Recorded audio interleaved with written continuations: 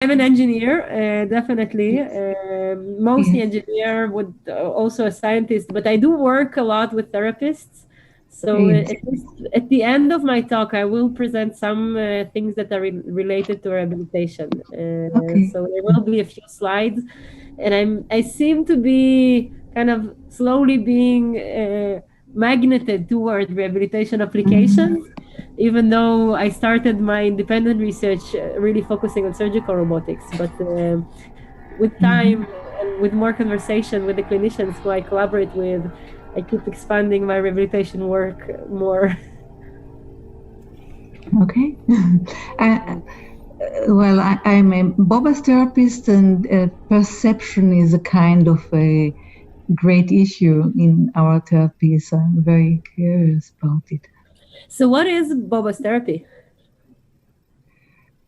It means nothing. It's just a speciality of in um, um, specified in a kind of physiotherapy that actually follow all other laws or or signs, but also some, I don't know, maybe special things. Let's say like this.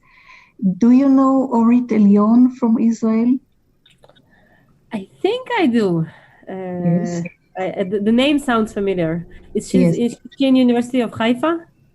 Yes, she qualified by she or her doctor father was Professor Carney, Mm-hmm. as I think. Yeah. So she is also Boba's therapist. And Elia, here, Elia Pantorin. No, she's they do not live anymore. But she, for example, wrote an article together with Mindy Levine about Boba's concept and the perception and facilitation and these kind of things. So I'll be really happy to hear your comments also after the talk, thoughts that are maybe with ideas and things. Uh, If I will be able to give any comments, I mean, not technically. Okay, thank you.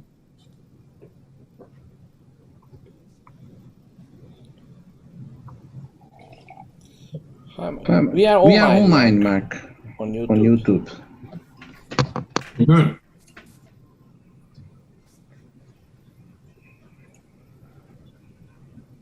Hi, Shirin.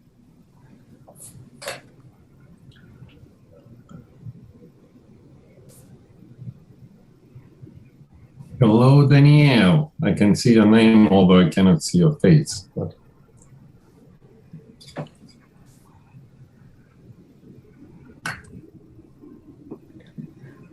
So can I share the YouTube link, by the way, with because some of my students Of course, sure. With anybody. I will write the the link link in the in the chat. chat. then I can post on Twitter immediately and inform everyone to join as well. Cool.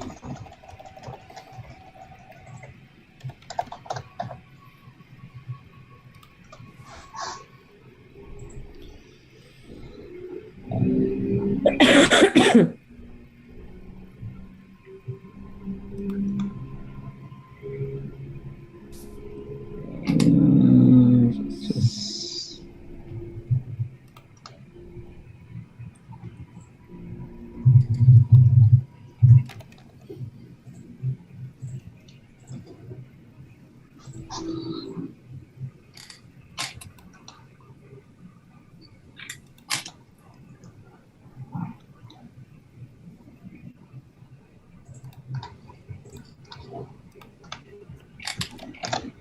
Here it is. here it is. Perfect.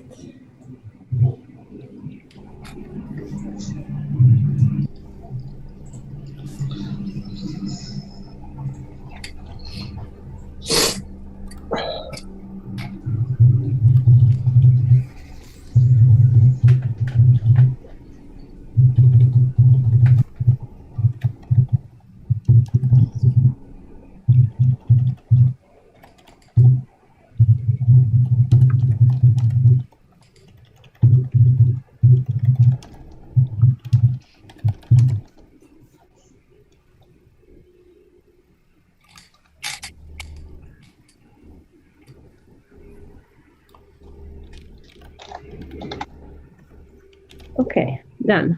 Posted on Twitter. Okay.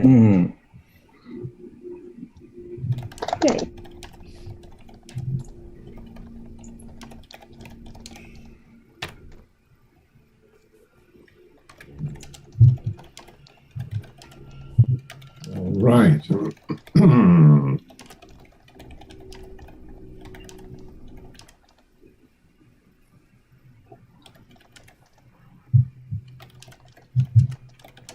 Привет! Ты зачем в наморднике? Я снял намордник. Я снял намордник. Молодец. Приветствую вас всех. Hello. We've got 8 or 9 people in the other room. Hi, Raul. Hi, Mindy. Hi, Anatol. Hi, Luis. Hi. Hello, everyone. Hi, Ilana. Hi, nice to see you. Hi. All right. Well, as always, people start connecting 2 minutes before the time at the best. Yeah, Some of them even 2 minutes after the time. we're very flexible, Mark. You have to get that. Yes, indeed. And Tasha he was with us last meet as well. Yes, but he has ，OK，那你 such 跟 an 我， old computer that he has no camera. 那你 对， So 等我 he 一下 cannot 下， really show us his face. 那你改天有空的时候你就跟我讲。 I brought the cake. Okay, you can share cake with everybody. Yeah. OK， Again, let me remind to everybody, keep your microphones off unless you want to speak, and keep your cameras on unless you have some philosophical reasons not to show your face.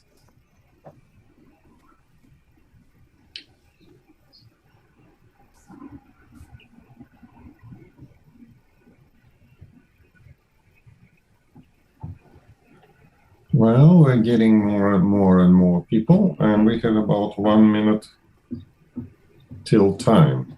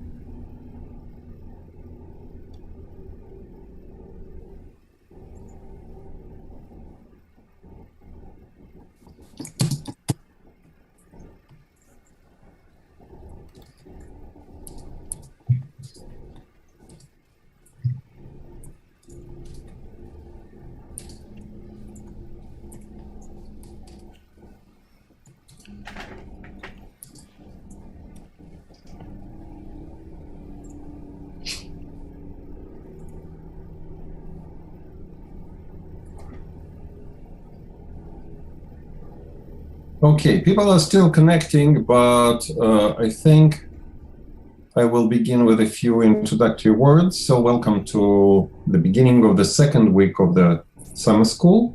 Keep your microphones off, keep your cameras on to be nice to others. Before I introduce our speaker, we have had an exchange with Luis, and we think that it might be a good idea to add a general discussion session to the school at the very end. We will see how people think about it.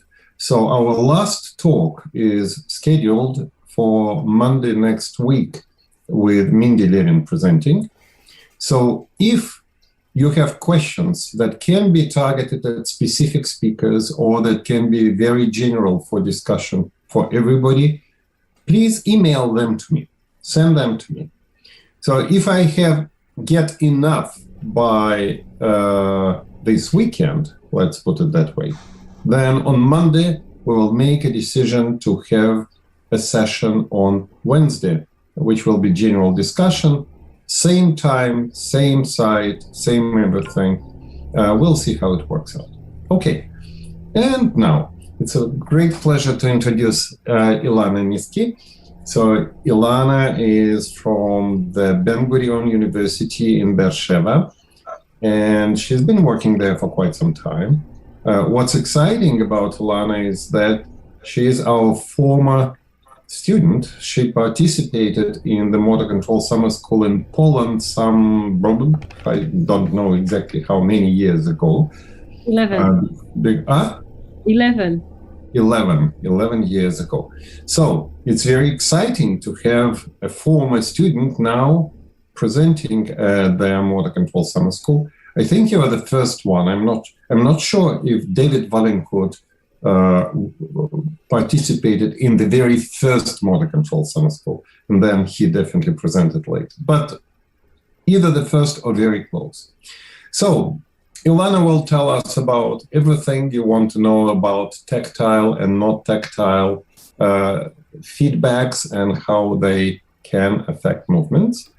So I'm going to turn off my microphone, and Ilana, please take over. So thank you very much for this introduction. And indeed, it's super exciting for me to speak here at this summer school. Because of its own nature, but also because of what Mark has just mentioned.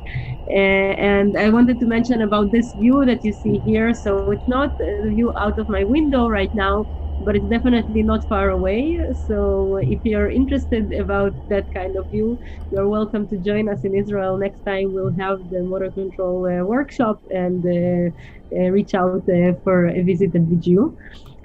And indeed, Mark mentioned the 2010 Wisla workshop. So yes, I have extremely beautiful memories from this workshop.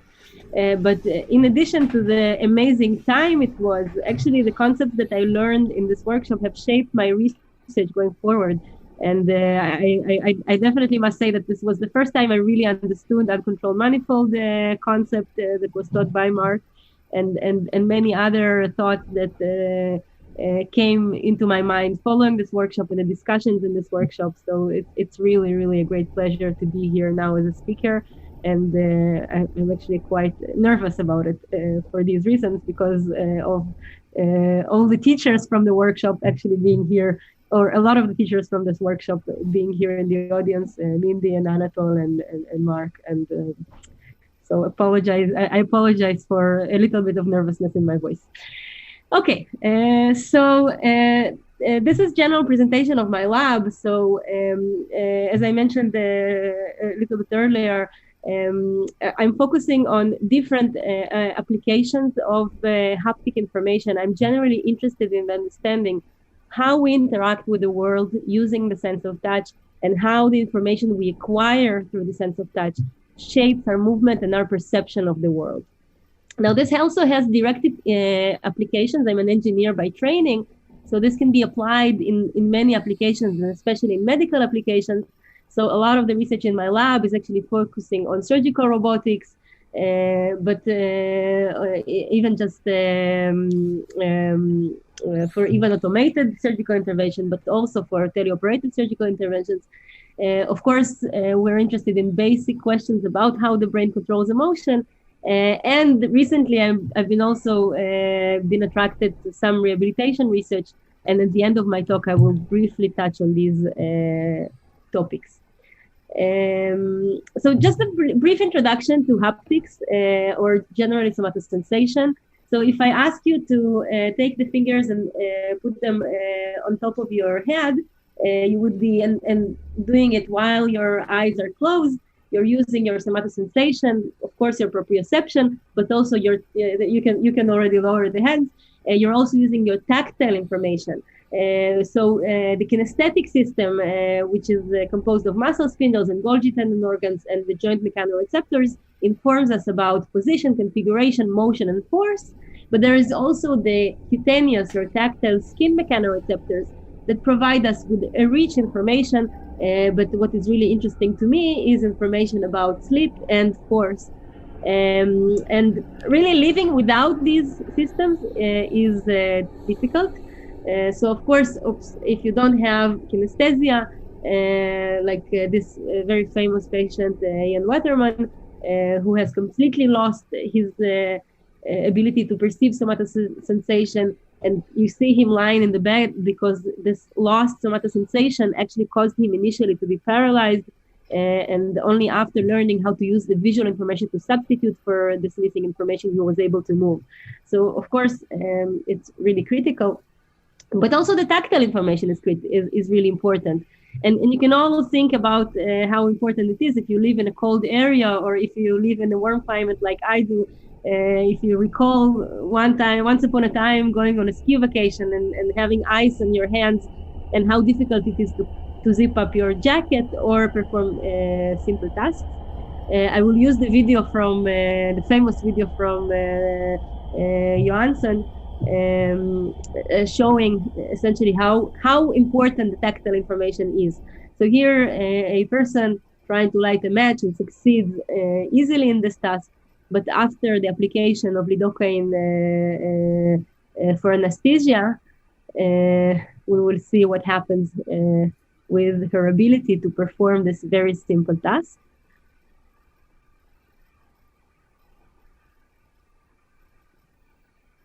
Okay, yeah, fast forward the video. Okay, yeah.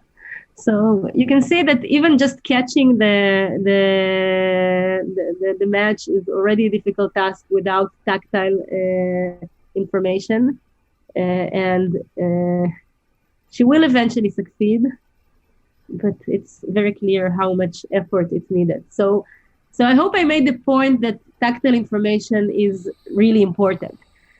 By the way, I wanted to mention that is the rules of the workshop are that people are welcome to ask questions whenever they want. Yes, so I'll be happy if you just stop me if you have a question. I've prepared enough material for 2 hours, but I'll be super happy to talk about even just a half of it if there are questions and interest in what I've told so far. Okay, so for haptic interfaces, which are devices that are controlled by computers, of course, there are a lot of very famous haptic devices that are kinesthetic, that essentially apply forces on the user.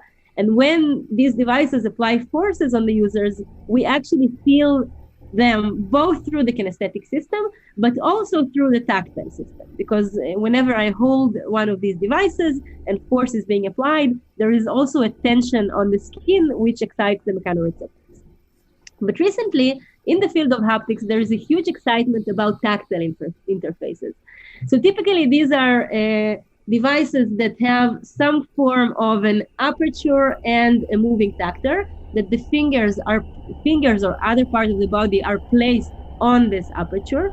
And the movement of the tactor, and I will have a video showing this in more details in a few slides, but the idea is that these devices can provide stimulation to the skin without applying net forces on the users. And they can present this information in a programmable way, making them super attractive research tools. But they're also attractive for makers of devices for games and for rehabilitation because they're lightweight. They are very, very cheap, especially compared to these kinesthetic robotic devices. They can be easily made wearable because they don't need any grounding. They have the grounding already in themselves. So these are really nice devices to use in applications and in research. And indeed, again, I'm showing here a few examples. Most of them, at least in this part of the corner, are studies that I was involved with together with Will Provancher and Alison Okamura, my postdoc advisor. But there are other groups that are making really beautiful and successful devices of this sort. And they've been used in many kind of applied studies. So it was very clear that they're very, very effective in affecting the perception of stiffness, of friction. We use them in a study of teleoperated palpation. They're effective for discrimination of direction, for navigation and path guidance. They are used in substitution for proprioception. So prosthetic designers are really, really excited about using them as sensory substitution for information incoming from the missing limb, from the prosthesis. due to all the qualities that I've just mentioned. But what I was really, so it was really clear that these devices can effectively stimulate both perception and actions of users. And we were really curious in the lab, trying to understand exactly how these devices work, what exactly is influenced, how we can really scientifically try to understand how they affect our perception and action.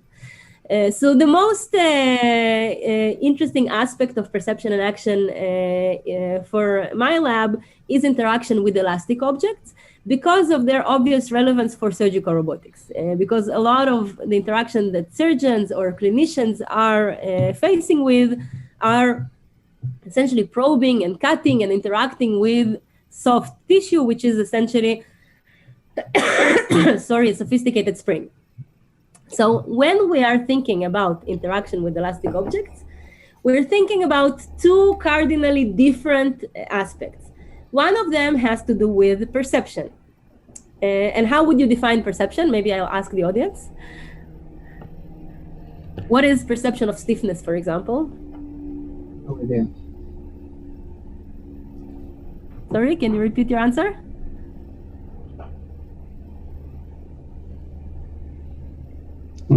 The estimation of a physical state in the world based on sensory information. That's right, exactly. And specifically for the perception of the stiffness of elastic objects, that would be either a mental or verbal response to a task that requires this estimation. So I could ask you to compare the stiffness of two objects and say which one of them has high level of stiffness, or I could ask you to make a choice. Let's say if you're in the market trying to buy a fruit, you may choose the harder fruit or the softer one, depending on your preference. So this is about perception. And there are a lot of studies trying to understand the combination of position and force for perception of stiffness, the combining of visual and proprioceptive information. We were interested in answering the question how tactile and kinesthetic information are combined together to form perception. But in parallel, and there are still many debates on whether these two processes are separate or identical, and whether the dissociations that are found between these two aspects are motor control. So I can also use this estimation of the external state to guide my motions. So I could guide the probing motions if I'm interacting with an elastic object. I could also guide the control of grip force. And we know that the control of grip force is controlled predictively in anticipation of the load that is acting on, that is expected to be acting from the environment. It's also, the control of grip force is not only predictive, but also if we detect sleep, it's also in response to sleep. And we know that tactile afferents are important for both of these components of the control of grip force, but we know this until the introduction of these mechatronic devices into the research. Most of the knowledge was from anesthesia studies or by studying the motor control of individuals with neurological impairments, or through passive touch.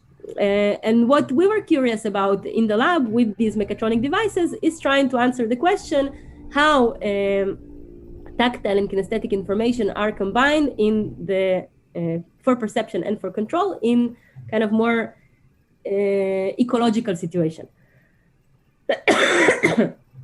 So the stories I will tell you today will focus on perception of stiffness, on the control of grip force. We also tried to use these devices for force field adaptation. So we have some results that I will tell you about with a lot of more confusion than solid answers about what happens there. But nevertheless, I'm happy to share these thoughts. And in the end, I will share some directions that we're pursuing in rehabilitation. So if there are questions... Ilana, may I ask you a question? In your studies of perception of stiffness, how do you explain the concept of stiffness to your subjects? assuming that they are not engineering or physics students. Because in everyday life, we interact with objects that have stiffness properties, but they also have other properties, and these other like damping or other properties that may affect perception of what people think is stiffness. So what do you ask them to estimate or to report? So this is a terrific question. So and I can tell you what we do, but there are definitely studies that are showing that viscosity of the object can affect the perception of stiffness. And we also have prior studies about even delaying the feedback, causing a viscous-like relationship between force and position is also affecting perception. But what we do is that, so first of all, we present them with the question, which of the object feels harder? Most of my studies that I report here are in Hebrew, so kashiach. So this is the direct translation.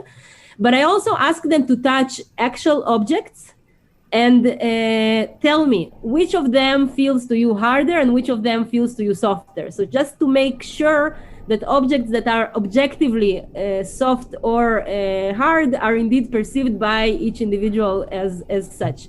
And these objects are not pure springs. So when they do touch the elastic objects that are rendered with the haptic device, this is, of course, already puts them in not a very natural context. I agree.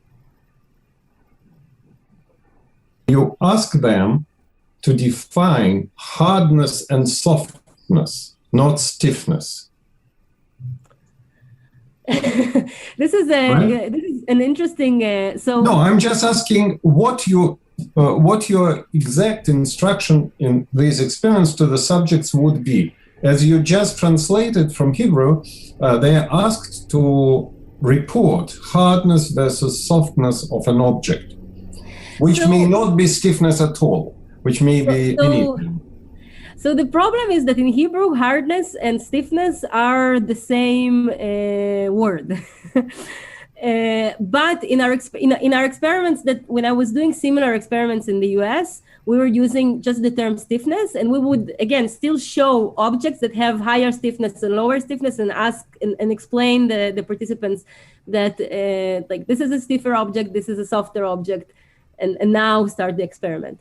But I agree that indeed and actually you raise a point that is important also because a lot of these studies have huge intersubject variability. And some of this variability may definitely be related to this cognitive interpretation of what do they mean when they say an object has higher level of stiffness. I completely agree. Also, even the engineers, so some of our subjects are actually engineers, but even for them, the fact that I know the formula for Hooke's law doesn't mean that when I'm asked to judge the concept of stiffness, I'm actually able to form a mental representation of Hooke's law.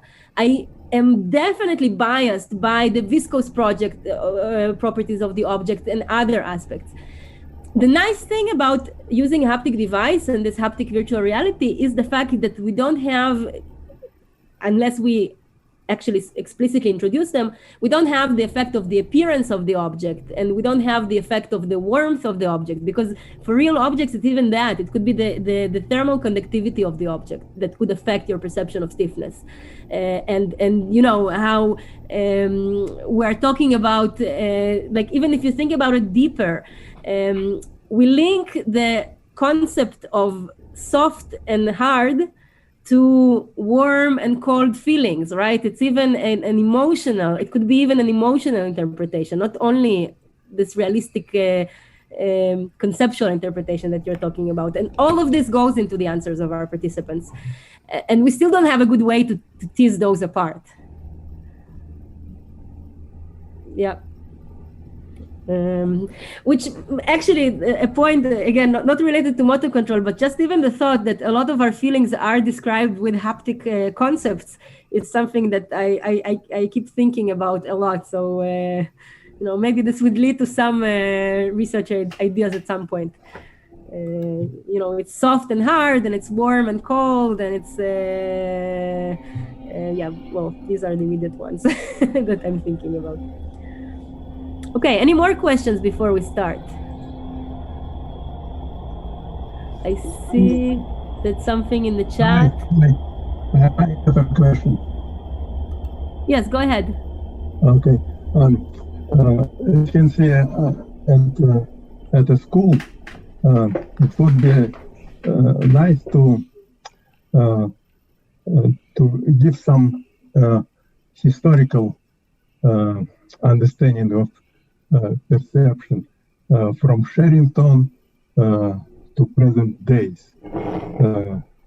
In particular, to mention that Sherrington think that proprioception is sufficient for perception of force, but when we change this opinion, introduce some kind of indirect perception, action perception connection, relationship, and so on. So why we now think that say perception of force and stiffness cannot be delivered directly by proprioception. Okay, so it would be nice if you said some words about this. Say about concept of inference copy or referent control. Okay, maybe you discuss or mention this in your talk. Okay. So thank you, Anatol, for this question. Unfortunately, I didn't prepare some of those slides, and you're absolutely right that it could be really a terrific way to start, and maybe a more correct point to start than the one that I chose. I may take up on the challenge of preparing a few slides about this if this general discussion session happens. And maybe I could try to pose it in a way of discussion in light of the concepts that I've presented, that I will present in my talk, and maybe open a discussion about how these relate to these classical thoughts. So, Mark, if this happens, maybe that could be an idea.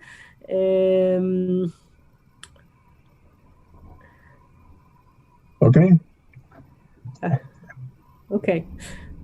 So, Mark, if you know by the end of the weekend it happens, it would be good for me to have a heads up such that I prepare a few slides with some thinking questions. Okay, Ilana, definitely. If by the weekend, if I get a collection of questions from the participants, which I hope I will share the whole collection with the speakers so that they get ready. Excellent. Great. So continue. Okay. Thank you. Okay. Perfect. So, Mark, I'm sorry, but Mark, maybe you send say question raised at my talk, okay? So I can address them, at least several of them, in general discussion. Okay. Yes, of course, but we will see the idea of general discussion is to respond to questions from the audience rather than to continue our discussion within our small group of speakers. So we can do it separately if we wish. But we'll see. It just depends on what the audience wants to hear about. But I'm pretty sure that there will be questions about referent coordinates and referent configuration control and such. Okay, let's continue. So I'll continue for now. And let's start on how we even address the question of this concept of perception of stiffness. So Mark is right that it's difficult to define this concept, but at least the one way that is acceptable in haptic studies is to try to is using force choice paradigm in which essentially pairs of objects are presented to users, and they only have to answer the question, which of the pair of the objects has higher level of stiffness. So instead of trying to define what is stiffness and try to come up with a number that may be higher or maybe lower, they're faced with a simpler question. They touch one object, they touch the other object, maybe they touch the first object again, and they have to make a decision.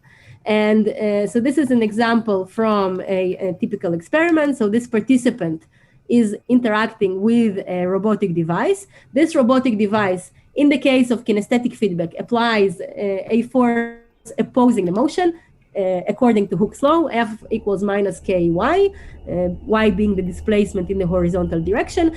And what this person sees is actually a screen with the color either red or blue, just to indicate which object is she touching. And again, she's probing them and she has to respond which one has high level of stiffness. Now, in the objects that have also the tactile stimulation, this is now a close-up on the tactile stimulation device. So as she moves the device, and again, imagine she has the fingers on top of these red tactors and on top of the aperture. In addition to the force that is acting from this robotic device that actually applies force, in some of the trials, there is also a movement of this tactor. So the mechanoreceptors are receiving an additional stimulation. Now, it's not like the natural occurring tactile stimulation in the object where everything is kind of uniform and all the tactile mechanoreceptors that are in contact are stimulated, because when the finger of the user, I have actually a better picture of this here in this kind of illustration. When the finger of the user is placed on top of the aperture, part of the finger is experiencing just the kinesthetic forces, and part of it also, the one in the center in contact with the tactor, is experiencing this additional tactile stimulation. So this is a limitation of this form of stimulation, but this is what it is. And again, the engineers in the audience can see the device. And if anyone is interested in reproducing one of these devices in their labs, we're happy to share the solid files and all the information for how to work with these devices. Okay, so this is the skin stretch device, and what do we do with it? Oh yeah, so yeah, there is this movement and the movement of the tactor. Okay, so after collecting all the answers of the participants, and again, in all the experiment, there are a pair of objects. Sometimes both objects have no skin stretch. Sometimes there were 3 levels of different skin stretch stimulation. So in the trials where there was, in one of the object stimulation, there was additional stretch of the fingertips, and depending on the skin stretch gain, it was the larger the number, the more stretch they experienced. Now, how do you interpret these curves that are called the psychometric curves? So after participating in the experiment and interacting with about 100 of pairs of objects for each condition, we collect all the answers of the participants, and we plot the probability of responding. One of the objects is considered the comparison, the other of the objects is a standard. So we plot the probability of responding the comparison has higher level of stiffness as a function of the difference between the comparison and the standard. Now, if you take a look at the yellow curve, here, both objects had only kinesthetic information. So this curve is not surprising. It goes from 0 when the difference is negative to 1 when the difference is positive. And it crosses the probability of 0.5, which is essentially guessing, when the difference is about 0. This is our reality check. Now, when stretch was applied, so you already see here, these curves are shifted to the right, essentially indicating that the stretch causes an overestimation of stiffness. Because if you take, for example, this blue curve in the middle, the point of probability being 0.5 is happening when the comparison is actually harder than the standard. The comparison never had stretch, And the standard had stretch in all these blue curves. Okay? Ilana, So may I have a technical question? When you produce this skin stretch, what is the direction of that skin stretch? Is it always with the direction of perturbation of the object? Is it in the opposite direction? Is it orthogonal, or is it random? Beautiful question. So in all these experiments where we have very consistent results, the direction of the stretch is in the same direction of the natural stretch of that is caused by the kinesthetic feedback. But Mo Farajian, the student who I actually didn't, this is Mo. She did a lot of the work that I'm presenting now. She is now running an experiment where she applied the stretch in the opposite direction, and there's a lot of mess there.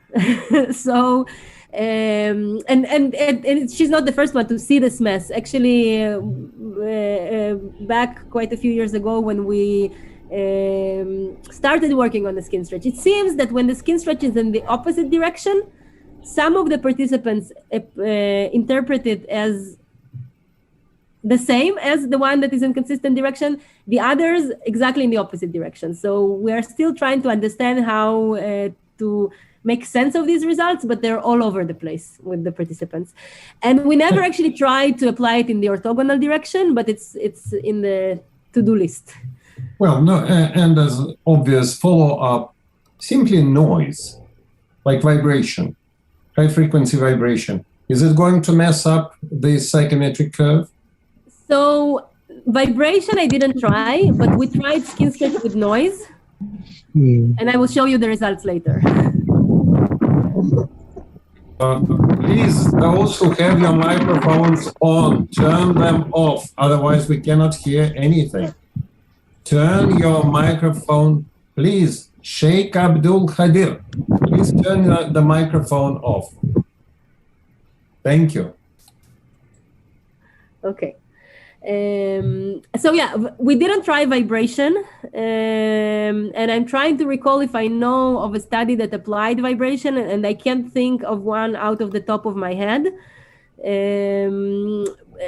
But yes, it's possible that one of the effects that is causing this sensation is the fact that the mechanoreceptors are receiving something that is not natural.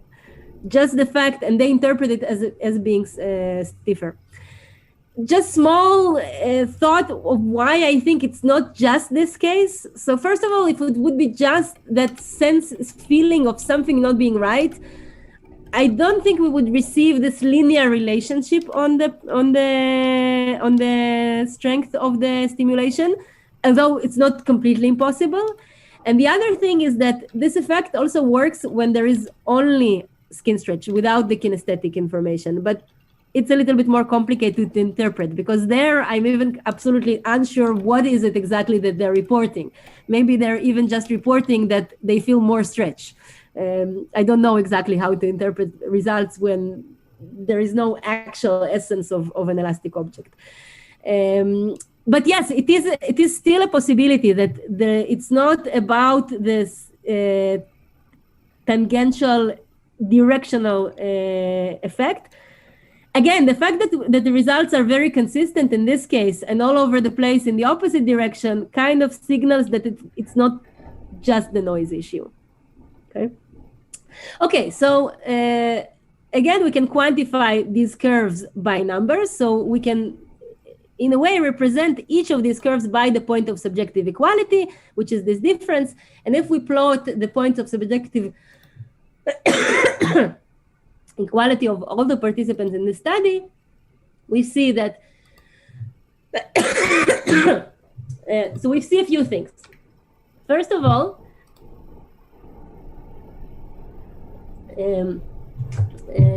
we see that there is a huge difference between participants. So here are examples of 10 participants in each group, and you can see that while sorry about that. While in general there is a linear relationship within each participant, the average effect is smaller or larger than the effect of some individual participant. The interesting take I wanted you to take, except from this variability, which will go with us throughout these studies. So people have different sensitivities to this stretch. But, it's something that we know also in other modalities. Some people have different sensitivity to auditory signals and to visual intensities. So it's not really surprising. What was quite surprising is that the entire effect was there even after one probing. So in this plot, we have a group who interacted with the object as many times as they wanted. In the left side, we have participants who were forced to touch each object just once, just one probing, and the effect is of identical size. So it's not something that requires a few interactions. It's immediate. And that's why we call it an illusion, because of the nature of illusions that are really either they're there or not, and they don't need time to form. So we treat it as an illusion. Okay, that's one result. Maybe I'm not sure entirely. Yeah, well, let's talk about JND. It does not change, this stretch does not change how certain we are about these answers. So in this psychometric curve, before the point of subjective equality was indicating the bias, but there is also the question of how steep this psychometric curve. And this can be measured by the JND, which is the distance on the difference between comparison and standard between the 0.25 level and the 0.75 level of response. So to put it in an intuitive way, the more shallow the curve is, the more noisy your response is, the less certain you are about these answers. So an ideal observer would be just a sharp step response, and a complete nonsense, somebody who doesn't know to respond to this information at all, would be just a flat curve on 0.5. So anything in the middle is a reasonable response, and the shallower it is, the less accurate you are, okay?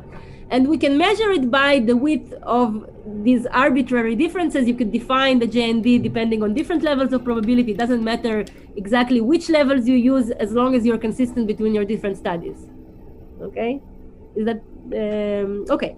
So with this JND, we're looking at that, and we were quite surprised by the fact that there was even not difference in the JND between the one probing and the free probing. So you probe the object many times, not clear why, because you apparently don't acquire any useful information from these additional probings, but nevertheless, you keep probing. We don't have answer why it happens, but this is the way it is. Okay, questions so far?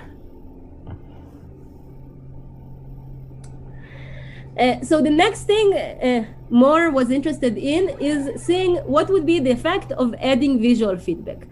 And the idea was we're going forward to trying to understand, okay, so we are sure that this artificial stretch information causes the illusion of a harder object, but why is there this illusion?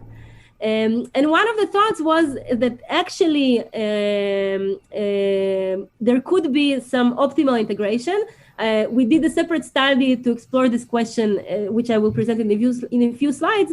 But we were thinking, okay, so maybe the visual information is integrated with haptic information, and within the haptic information, we have the kinesthetic and tactile information. So we thought that actually adding this visual information would cause a reduction of this effect.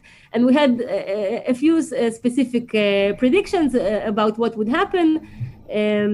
So we studied that. And so this is, again, we decided to divide the study into two sections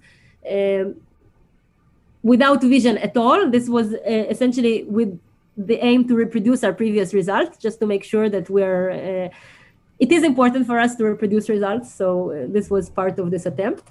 So force feedback with skin stretch, comparing to just force feedback alone. And the other type of trials, and all the participants performed in both sessions, was all with visual feedback. So force and visual feedback, force and visual feedback, and skin stretch. So this is how it looked.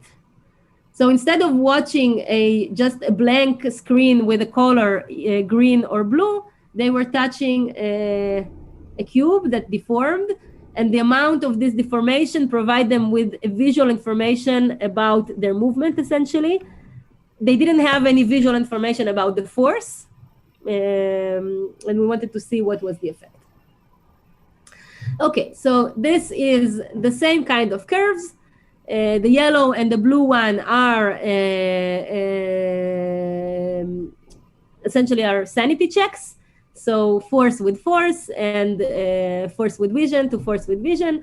And here in the blue, in the dark blue, we see force with skin stretch and visual, and this is skin stretch without visual. So, and this was consistent, pretty much consistent across subjects, except from those who were completely unaffected by skin stretch. Again, this huge variability.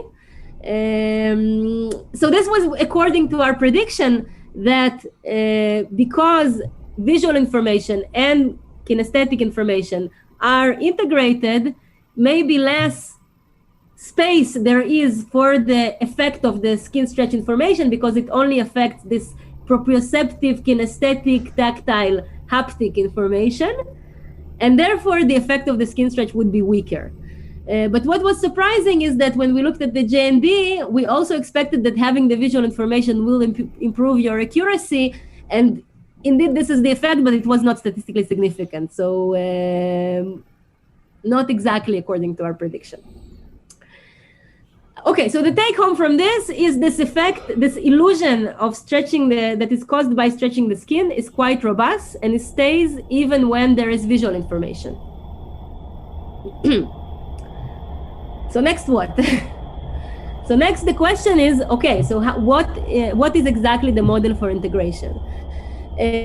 So I'm thinking about, I don't want to go through the details of the math here, but by modeling the mechanical interaction with the aperture and the tactor, based on this idea that the perceived force is a weighted combination between the force that is sensed through the kinesthetic sense and the force that is sensed by the cutaneous system, this leads to the prediction of this illusion of touching a harder spring. Okay? So this leads to the idea that, I see that there are more questions in the chat.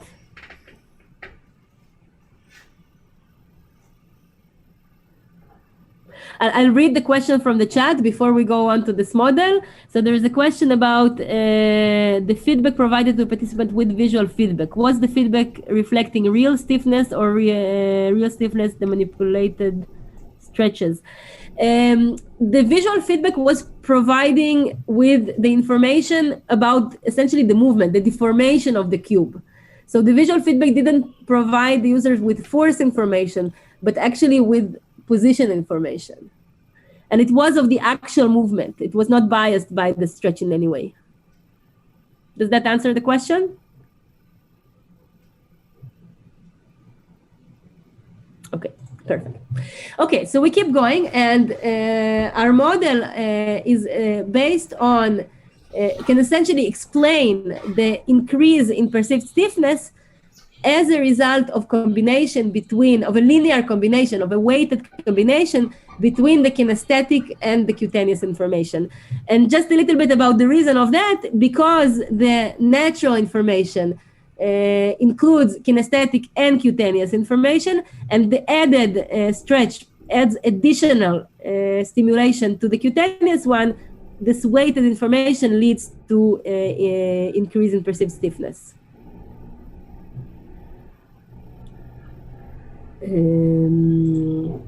Okay, so how are the weights determined? Question. Yes. Taking this formula, you see that it's a question of dimensionality. So kinesthesia and force, it's a thing of different dimensionality. And so what is dimensionality of this force perceived? I cannot understand this. So this is a really great question. I agree that force is something that is, a force vector is in 3 dimensions, in a 3-dimensional world, so it could be acting in different directions compared to the stretch that is only at the contact point. So essentially, it depends on the way the fingers are oriented, and the stretch, it's the question in which dimensions it's even interpreted. Is that your question? Yes. I just usually we summate things of the same dimension.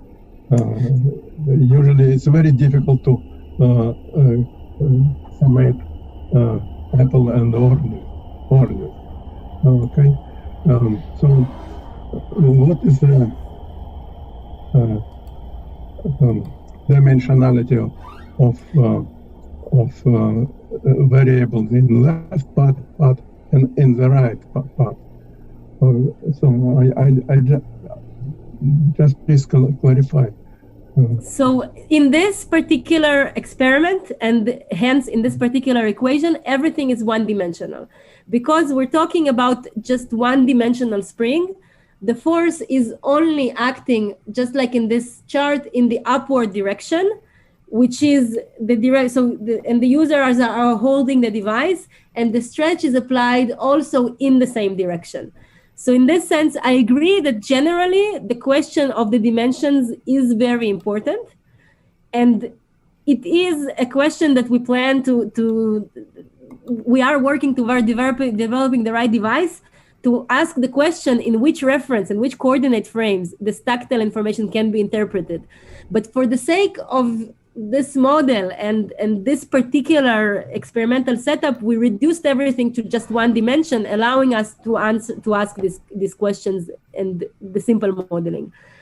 I agree that if we were to extend it to a more general case, we would have to make the forces into vectors, and then we would have to try to assign also to the stretch a vector in space, and it could be aligned depending on the configuration of the fingers. And one of the questions I actually want to explore in the future is to try to ask the question in which coordinate frames the stretch information interpreted, because it's not trivial to answer it. But for this particular case, it's just one dimension. I saw that there were a few more questions in the chat, but I don't see them anymore. Mark, do you want to communicate the questions in the chat, or should we return to them later? Oops, sorry, I was muted.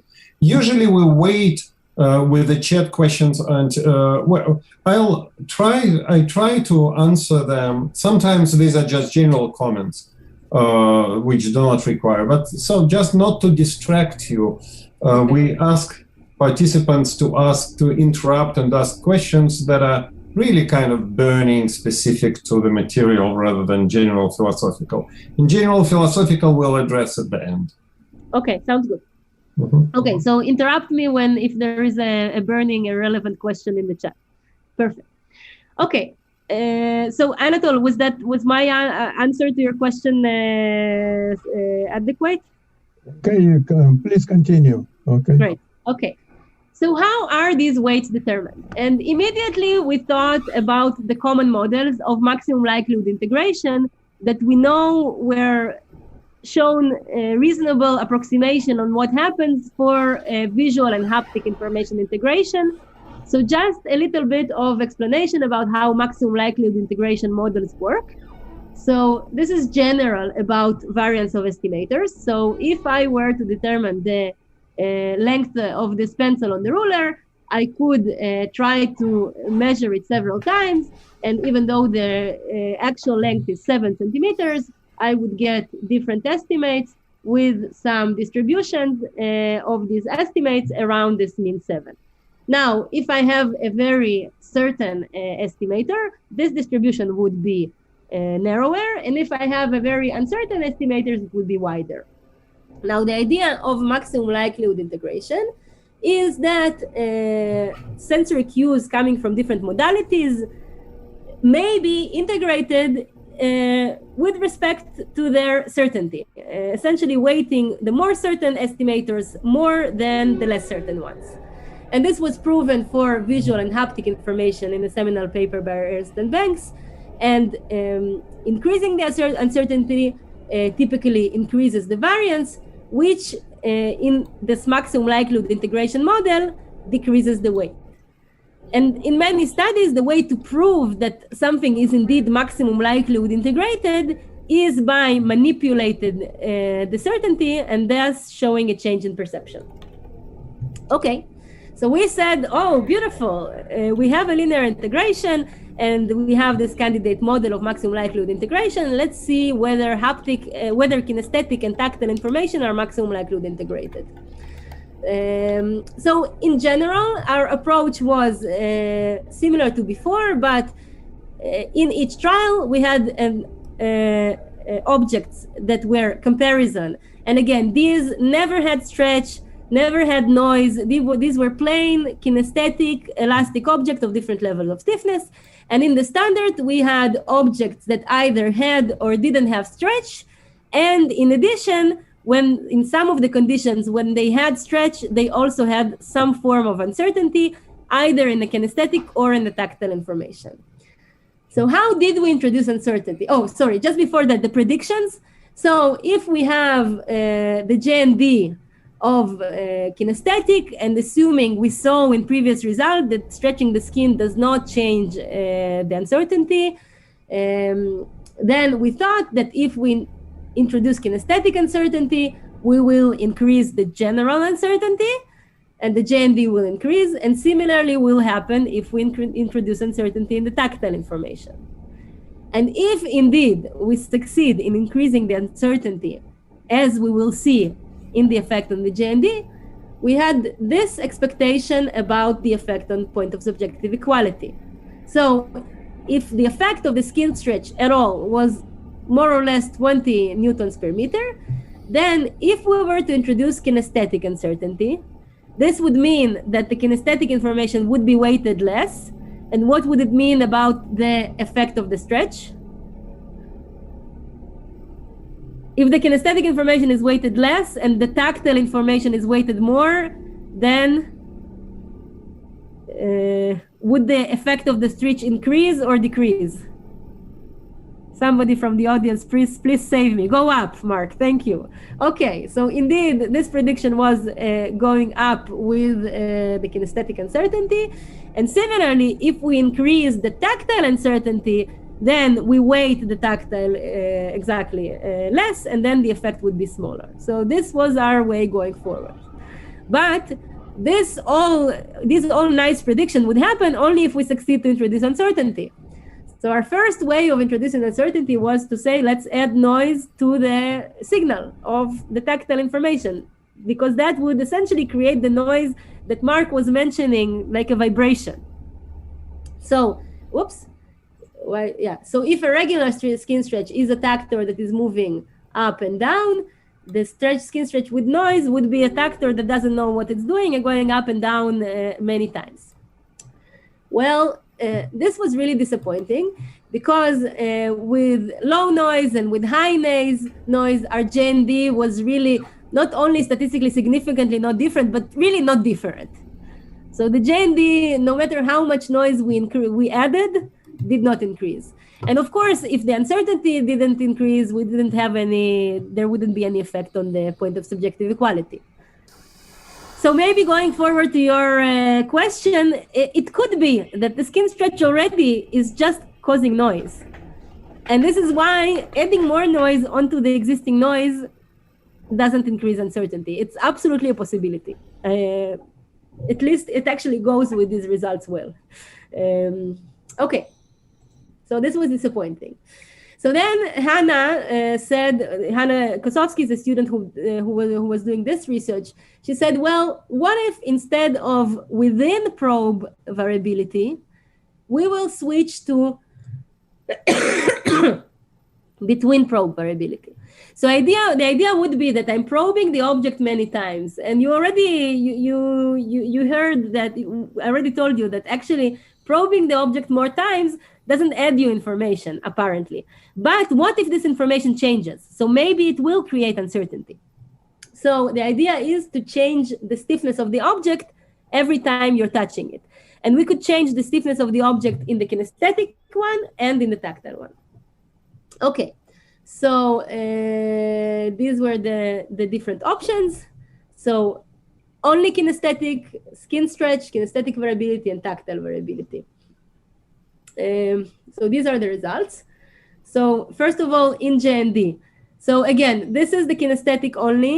Green is skin stretch, pink is kinesthetic variability, and purple is tactile variability. So, two results here, and this is the PSC.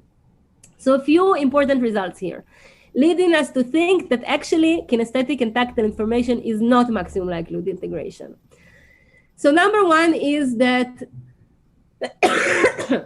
if we compare our results of even the JND, between the JND and the predictions, was that, yes, we were expecting to be able to increase the tactile variability. But in fact, even though we introduced this trial to try variability, but we succeeded to increase only the kinesthetic variability, not the tactile one. Uncertainty. The other result is, sorry, this what happens in the PSE. So, but because we didn't increase the variability, it doesn't really matter what happens in the PSE. And then for the kinesthetic one, yes, we succeeded to increase the variability. But if you remember the prediction was that the weight, the effect is supposed to increase, but the effect in fact decreased. So this leads us to the conclusion that, the conclusion from this story is that it's not maximum likelihood integration, and we have no idea how it's integrated. This is still a work in progress. So this would be a good point for questions about the perception part before we move on to the control of grip force. And a good time for me to drink some water. Maybe I'll ask one question. So you talk a lot about variability, about huge individual differences, actually, in the first part of your talk. I just wonder, before going to this perception, what would you say, a couple of words about individual differences in skin, in mechanical differences in skin? Because there are huge differences related to age, pathology, etc., etc. So maybe a great part of this variability, just did you ever measure mechanical skin properties? You're absolutely right. We didn't measure these properties, but I agree with you that you're right. A lot of these differences could be just because of the mechanical properties. I don't have the means for testing it, but if you have ideas to point us in that direction, I think it would be really great. I mean, we just didn't think of a way to measure it so far in our experimental setups. Because the problem is that we can't measure to what extent the skin was really stretched. So even if we know exactly where the tactor moved, we are not 100% sure what is the amount of the actual stretch of the skin, because there is also some slippage that happens. There are a few studies now from the group of Philippe Lefebvre from KU Leuven, showing really beautiful results with modeling the deformation of the skin and trying to link them to somatosensory signals and the actual, like you can actually see this actual deformation of the finger in natural interaction. So I'm thinking about incorporating a similar setup and reaching out to them, maybe thinking about some kind of collaboration.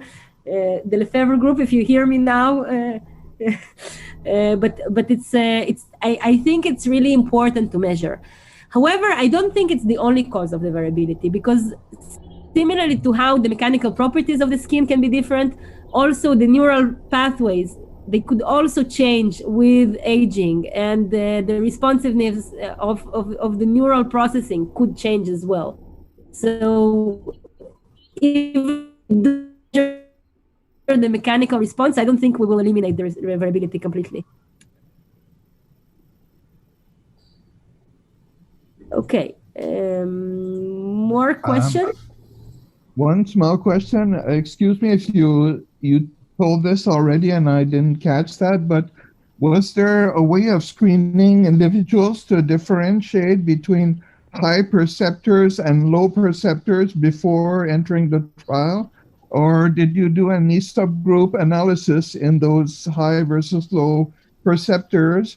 And did you consider having maybe another arm where you would be, maybe in a future experiment, you would be like doing a learning or an evaluating process to identify these high versus low perceptors? That's a beautiful direction. We didn't do it, but it's actually easy to differentiate. I think it could be a really nice idea, even in our existing data, to differentiate between these high responders and low responders. Of course, all the effects would be cleaner and nicer, and maybe we would have a clearer answer in the questions where we're not entirely certain. Absolutely.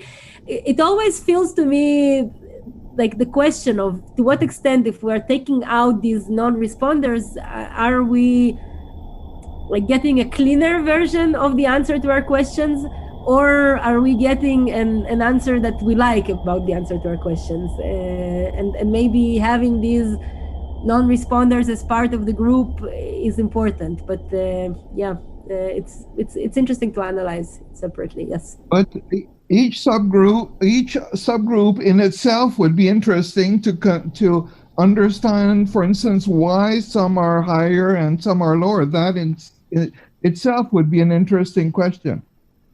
I completely agree with you. Yeah. And it also relates to the question of Yuri, right? Because if we already separate them to responders and non-responders, we could measure the mechanical properties. We could ask the question whether it stems from the mechanical properties of the skin. And also, Yuri, you're mentioning, you also mentioned this question that the sensitivity of the skin can change depending on age. So we actually never explored this topic. All the work is really kind of new, but one direction that could be really interesting is looking at what happens as you grow older with to the answer of these questions, definitely. So also in babies, in children. Yeah. Although in children, it would be even much more challenging to ask the question of which object has a higher level stiffness and all that. But I think, I mean, there are ways to do that. Absolutely fascinating, yes. So, especially with these insights that I've been having by observing my daughter exploring around. So she could be the first subject. Okay, so are we ready to move on to the control of grip force? Excellent. Okay, so a few notes about how do you even study the control of grip force. So I'm using an example from a study by White et al. It's a collaborator. But really, there are much more classical figures to show. This was just one that I could immediately pull out from the top of my mind. But I just wanted to show the general idea of this coupling between grip force and load force. And again, there are classics to show for this. One of them I showed a few slides before, but many beautiful and important studies about the coupling between grip force and load force. But essentially, the idea is that if we have some kind of interaction, let's say here with an elastic object, so if we look at the position, for example, here there is a very stiff object and a very soft object that are being touched. You can pay attention that the scale of the position is the same, but you will see later that the scale of the load force is fundamentally different. So here's the position, here's the acceleration, and I want you to focus first on the black lines where there is a load force here increasing. So there's interaction with a very hard spring, and here there's interaction with a very soft spring. And if we look at the grip force, we can see that the grip force is increasing in preparation with the contact with the elastic object, and there is also an increase in the grip force rate in anticipation of the load force that will arrive. And the reason why I'm showing you this this plot, again, this coupling has been studied a lot, but this increase in the grip force is predictive, and the way that you prove that the increase in grip force is predictive is by using catch trials.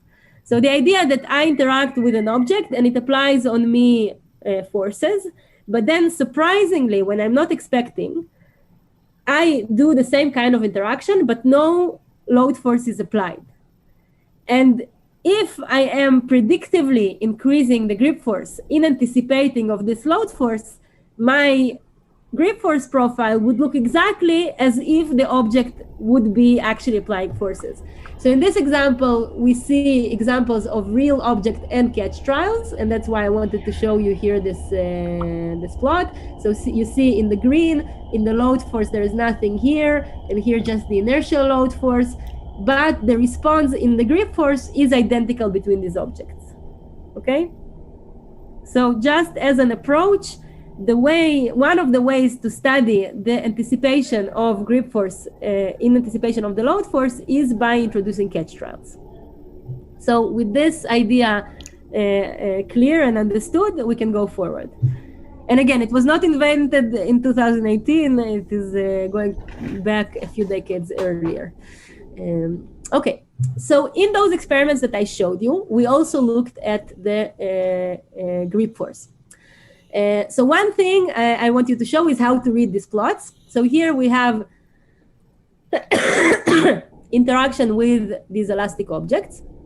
In the dotted lines, this is the probing, the position. Sorry,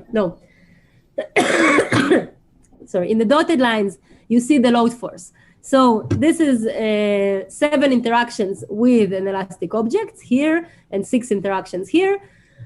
And because the load force is proportional to the penetration, we see these peaks. And you see roughly, we chose particularly example where the probing was quite consistent. So the load force is quite consistent. Now, in this upper plot, no stretch was applied. So in the yellow, you see 0 stretch.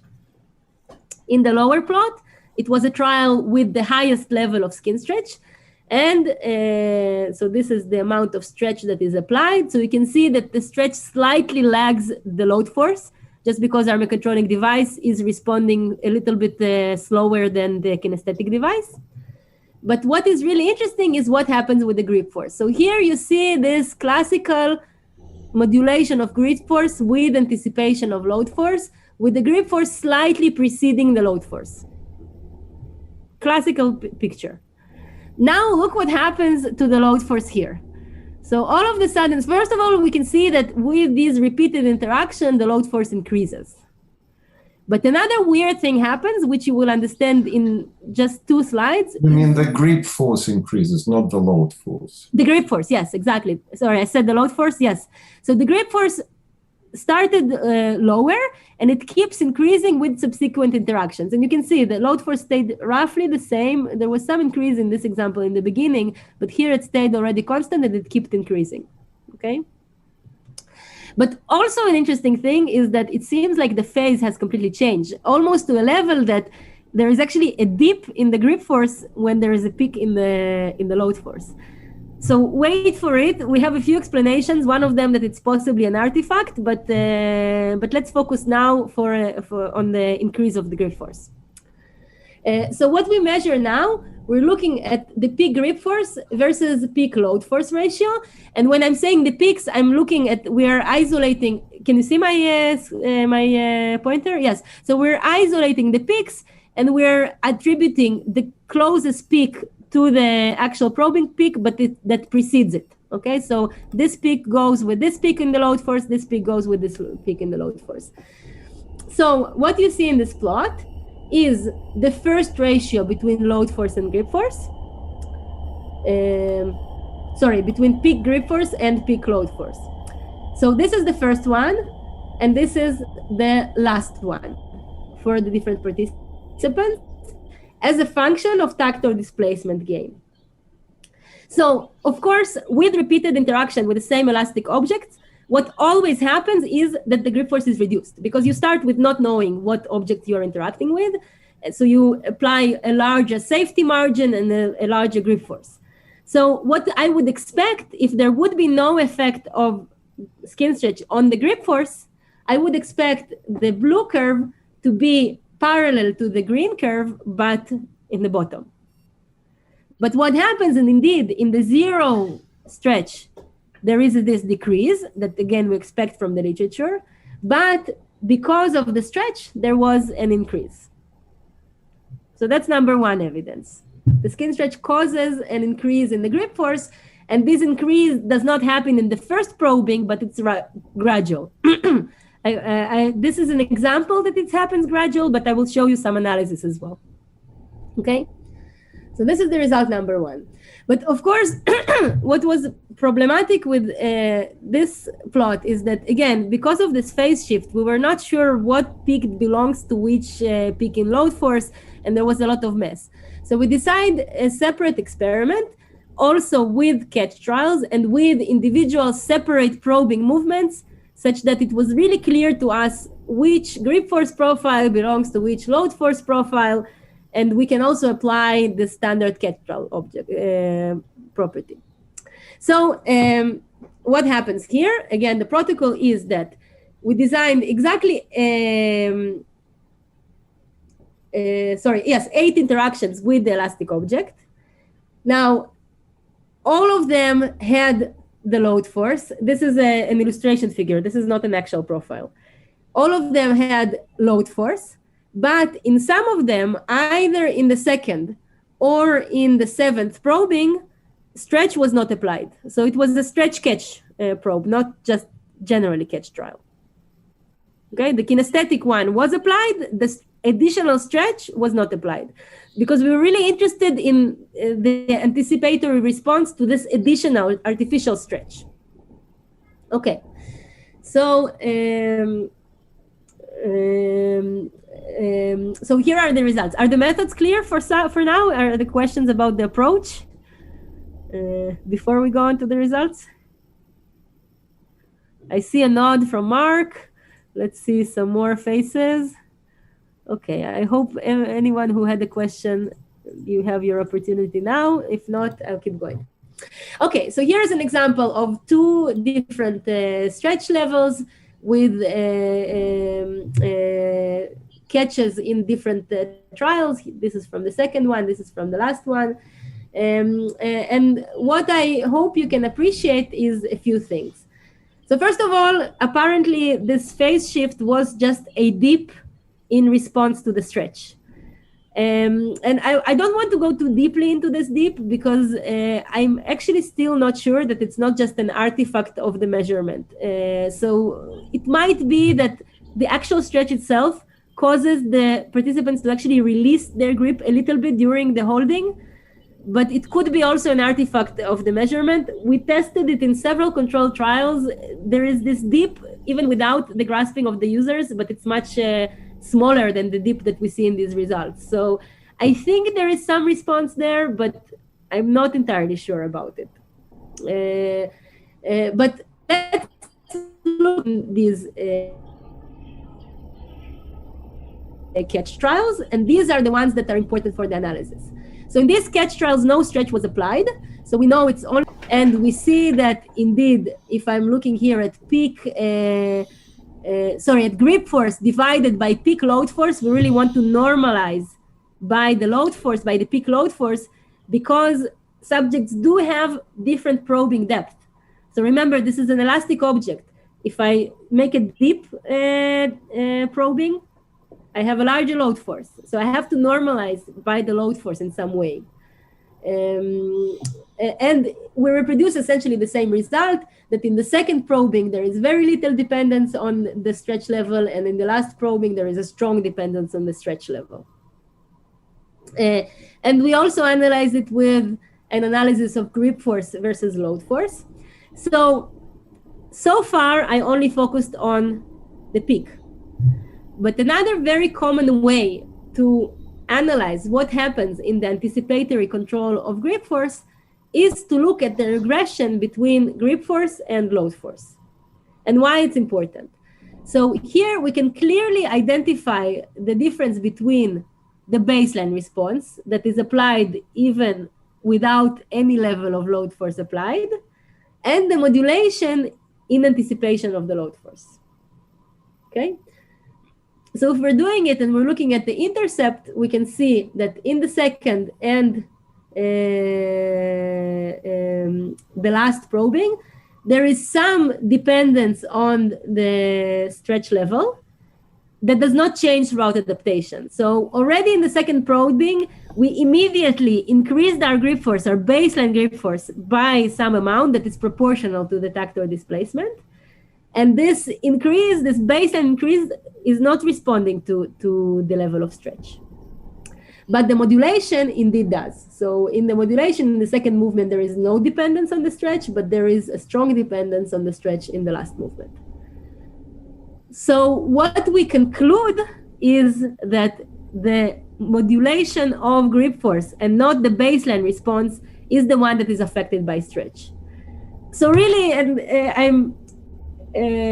I'm saying it carefully, but what we learned from here is that there is some form of internal representation, and I'm happy to debate it, even the use of this term in this with this crowd. But we are looking at of this internal representation of the load, of the stiffness, that is formed and is affected by skin stretch. But this response is independent, actually, of what happens with the perception, because this second movement is already when we have the perceptual effect, okay? It was enough to even have one probing to have the entire perceptual effect. But this update of this modulation of grip force in response to load forces, it takes time. With the help of the review process, we actually added an additional analysis that, due to the sake of time, I don't want to go too deeply into it, but we were able also to analyze this, I'll skip the slides, this predictive modulation, also the effect on baseline and the effect of the predictive modulation, also in every single movement. I'll be happy to talk about it more if there is a question, but just in general, the idea. So here, the light ones are the weak skin stretch, the darker ones, the darker we go, the stronger the skin stretch is. And we can see that this difference in the modulation component develop for about 4 movements and then starts to a little bit decline, but not really decline. So it's a slower process. Okay, so what do we take from here? Yeah, the reactive response again, I'm not sure about it. Maybe it is, maybe it's not.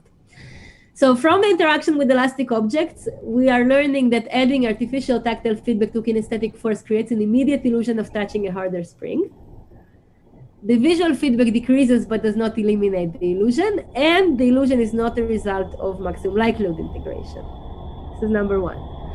Number 2 is that the predictive control of grip force load force modulation change as a function of tactile displacement gain.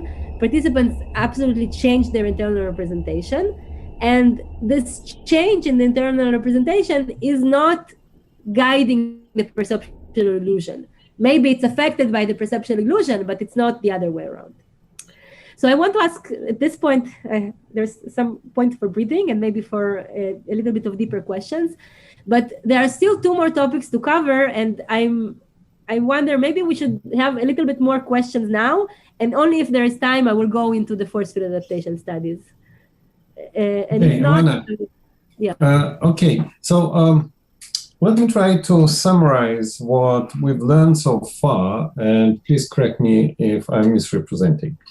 So what I understand is that from so far is that information from cutaneous, subcutaneous receptors, or haptic information, it informs the central nervous system on certain features of interaction with external objects that are associated with such things as slipperiness and hardness. So when you touch an object and you feel how hard it is, this is reflected in your stiffness estimates.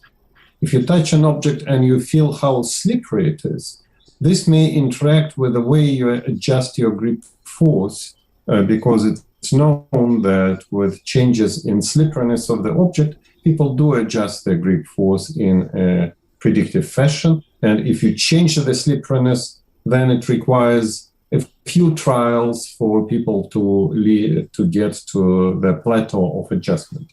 So that seems to me very consistent so far with the results that you suggest. And I think it's natural. I would be surprised, actually, if the results were really strongly opposite, that we suddenly find out that haptic information doesn't contribute to sense of hardness and sense of slipperiness. Sense of slipperiness is basically sense of hardness in shared direction. So I want to really ask you, so I understand as you pose it, the sense of hardness is really kind of a kinesthetic property. It's not affected by, or not, or it could be affected by tactile mechanoretardation. Of course it can be affected by tactile. And if you put, well, I'm not sure, but people do perceive stiffness during passive touch. So I think it's a little bit more difficult to define what is a passive stiffness, right? Because but yes, it's it's difficult to define what this stiffness is. What you're asking them to report. But I think it's even more difficult kind to define what is passive. Same thing. How hard is the object? How hard does the object feel when the object presses against your finger rather than you explore it and you move? Because when the object presses against your fingertip, we can expect that maybe not much muscle length change happen and other things, and most information comes from the fingertip receptors. Right, so when you have a passive touch, the problem is that in that case, you have zero position cue. So in a way, there is no longer dissociation between between force and stiffness. Right? Because if you don't know, so if you're thinking about real objects, maybe then you have the contact with the, like a deformable object around your skin and around your finger, and then you would have some proxy of movement. But otherwise, if you have an elastic object, so if you can think of a real object that is, or if you're touching with a haptic device, if you don't have this movement information, because the plate is really hard and you can dissociate between force and stiffness. Whereas in active experiments, it's really stiffness. There are studies that are showing that careful about really stiffness. Yet but it's something that you ask your subjects to report or to compare. So depending on the wording, you may have different results. Like, okay, in Hebrew, it's the same word. But if I repeat your experiments in English, and I will tell them, report me stiffness and report me hardness, I wouldn't be surprised to see somewhat different results. So first of all, it's an interesting experiment to do, I agree. But just to be a little bit accurate, there is a difference between, I agree that the term can be a little bit vague, but it's completely different from just force, because we know that it's not just, if I try to build a model for stiffness perception based on just the force, it doesn't work. And we know I understand very well, but I'm just saying that if you do passive touch and you tell the subjects to report hardness, and they are not physicists, they don't ask you questions, they will do it. They will tell you numbers, or they will tell you which one is larger. Now, whether they base it on pure force or force plus displacement, it's their problem. But they're not reporting force because you didn't ask them to report force. They're reporting the same thing. But I wanted also to ask you about the slipperiness part, because this is a particular, yes, you would increase your grip force in response to slipperiness, but you would also increase your grip force in response to just a stronger force that is acting on you. So if you're touching a harder object, and I actually agree that in this experiment, we didn't dissociate between this idea of slipperiness and then a harder spring. So it is possible that what is happening when the artificial stretch is applied is a change in the motor representation of the slipperiness of the object. And it's experiments that we are thinking about how to perform. I can tell you something that is not published, and even I'm not one. It's from a pilot study that unfortunately the student who did it didn't continue in the lab. But we actually tried to play with running experiments with different how the roughness of the contact point, exactly this, the slipperiness, the actual slipperiness of the contact affects the perception of stiffness.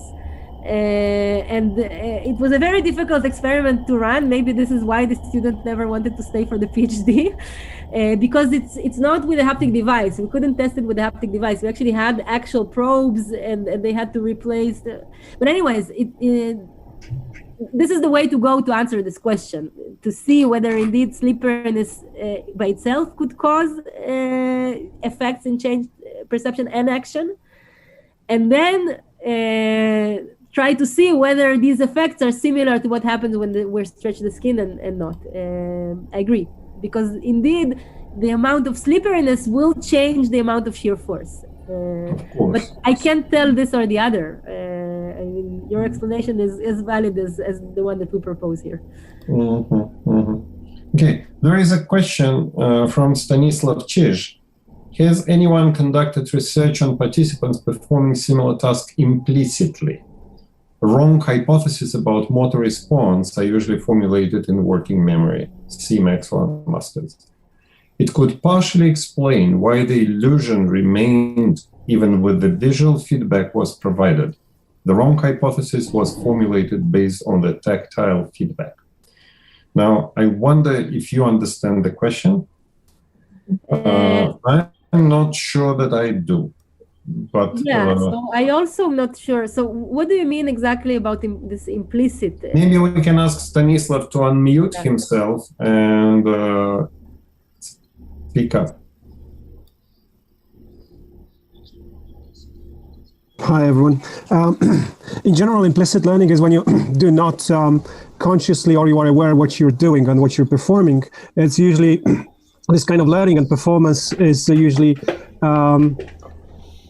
done using the dual task procedure when you perform two tasks, and one is primary, the other one is secondary. And one actually, because there is a limited capacity within working memory, so there is always a fight between one or the other task or the attention. We can also use them, we can also refer to attention. But anyway, it was, I think it was Ebbinghaus illusion that was used for a manipulation by these Italian guys. I just forgot their names right now, but I can quickly check in one of the books or papers. When the participants were asked to touch these central circles within Ebbinghaus illusion. I'm not sure if you recall the Ebbinghaus illusions, right? There were the same central circles surrounded by different size other circles, and in one case these circles were smaller, in the other were bigger. So people usually say that the central circles surrounded by smaller circles are bigger than the other one. So we usually are very prone to follow this illusion. However, when it comes to motor control and we want to hold this, let's say this kind of object, we usually the distance between our thumb and finger, index finger, is the same for both of the circles. And there's quite a lot of studies on implicit learning and how it works and why it is maybe evolutionary promoted. But my case is because it was a single task procedure used in your experiments. Your participants were aware what you expect from them, and they could formulate, because they had this whole capacity of attention or working memory available, they could actually formulate the wrong hypothesis about how to how to, pick this object, and what is the stiffness. And implicit performance is less prone to follow these wrongly advanced hypotheses. So my question is whether anyone has already looked at how it behaves in implicit and explicit conditions. I'm not sure if I'm clear. I think I have. Let me try to see if I understood you correctly. So maybe first of all, the study that you're referring to is the Agliotti group. Yes, Agliotti. Yes, of course, Agliotti. Yeah.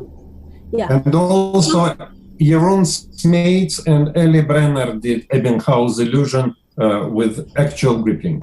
Yeah. Right. So actually, this is so two comments about this. There is indeed this. I guess giant, the clash of giants in this interpretation of this dissociation between perception and action that you've just laid out, of which I learned first in the summer school back in 2010 with Jeroen presenting his work on these topics as one of the lecturers. But to the point of what you asked, so this dissociation that you mentioned was exactly the reason why we wanted to look at the difference between the reported illusion and the effect of grip force. Because in these studies of Agliotti and the other versions, our impression was that there are kind of two separate estimations that are going on, and this is the picture that Smeets and Brenners highly oppose.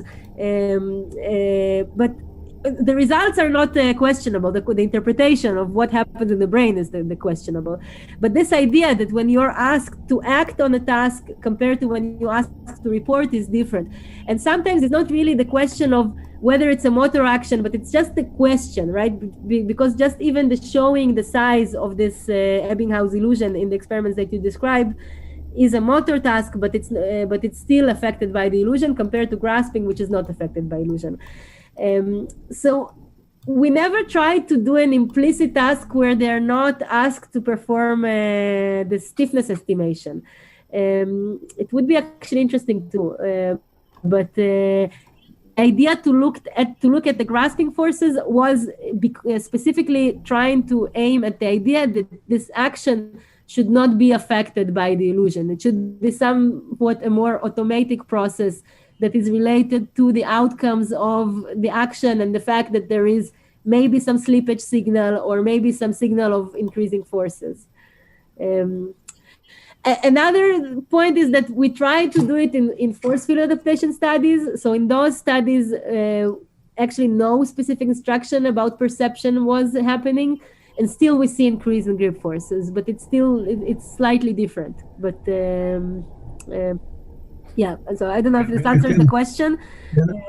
I'm not sure if we're talking about the same thing. I'm not asking about questioning or asking participants to about the illusion. I'm rather saying that implicitly for me means that they would perform something else, like let's say a cognitive task, adding, subtracting, or whatever, and at the same time to apply a force to a stylus which will be manipulated with the stretches or not. So there will be two tasks, one demanding cognitive, and we can say that the working memory is actually occupied with some other information because you have to perform the task.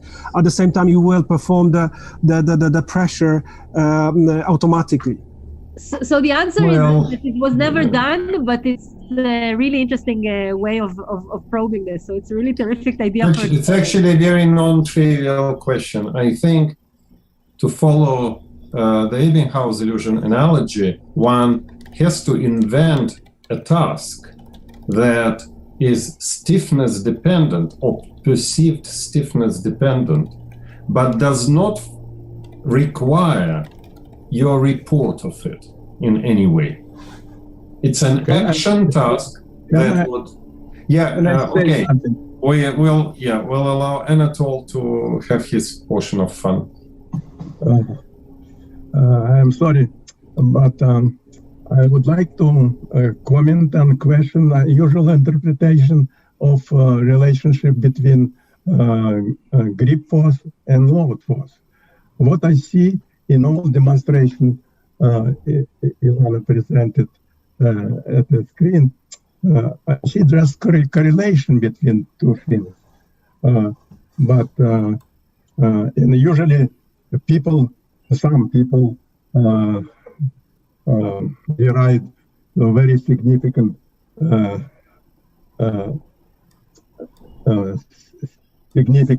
hypothesis that they have prediction, anticipation, and I see just a correlation, and as a known, correlation doesn't imply causality unless you add something to this analysis. So actually, it's not the first time when I question this data and interpretation. Okay, so actually, with special paper addressing this point, Jean-François Pilon and myself, we demonstrated this correlation just trivial mechanical result of interaction of fingers via pads, which has elastic property. Okay, so we demonstrated that, okay, of course, if you move the load, you have this modulation of grip force and load force. And so I think we should be careful about taking this interpretation for granted. I know, of course, people derive conclusion that there is an internal model of force field, and so it's all, for instance, it's systematically repeated Ranier-Flanagan work. I don't take it. Okay, so let's be cautious. Okay. So first of all, I agree that a proper caution in any interpretation is definitely granted. But can I like for the sake of this discussion? So I wonder. I agree that generally correlation does not imply causation, of course. I forgot her double name, family name. I'm sorry, but we simulated all this. A relationship between grip force and load force for healthy subject, stroke subject. So I don't see the point in assuming some kind of internal models based on just correlation. It's I cannot take it. Well, I think there was I think we shouldn't put words into Ilana's mouth. She has not said a word about internal models. She just presented us a certain amount of data. Yes, but let's take data as we are. Exactly. So I can be, I'll be happy to reformulate my conclusion from the grip force result in that the stretch of the fingertips with this additional cue has created a stronger motor command for grip forces gradually that corresponds with the general direction of the illusion, but is not timed in the same time as the illusion. So the illusion forms immediately, and then gradually also the control of grip force increases. Now, whether an internal model is formed or not, for the sake of these results, I actually don't care if it's really if we call this thing that happens that causes the planning of grip forces an internal model, or some form of a motor planner that does not have a creature that is. I mean, it is increasing it in anticipation of the load forces that will apply, but It doesn't have to be a representation of a spring. Let's see the data about interpretation in terms of force control, internal model, and let's continue. Okay. I'm sorry to interrupt you. No, it's okay. So should we talk about the force field adaptation, or maybe we keep the discussion? I mean, if there are any other points to discussion, I'll be happy to actually have the discussion. I mean, I can also tell briefly about, let's see if there are some questions in the chat. May I ask one question? For general actually discussion, I don't know what this. Just I have an impression that all examples that you presented today are related to situations when grip forces or load forces are far from being maximal. Can you comment on it? Because many ecological situations include really large holding forces or whatsoever. Would you expect some qualitative differences in what you presented? So let me see if I understand correctly. So you're asking what would happen if already the grip force ability is saturated because I'm trying to cope with a very strong load? Yes, with a perception of this, I don't know, stretching, whatever, would be, if for example, loading forces would be very large. I mean, there are many, when you hold a heavy object, whatever, there is a lot of situations, ecological, when loading, I don't want to generalize the results to actually to foot, because also during locomotion your foot is very loaded, and also I think a part of your results are related to also to not only to fingers but also to the foot.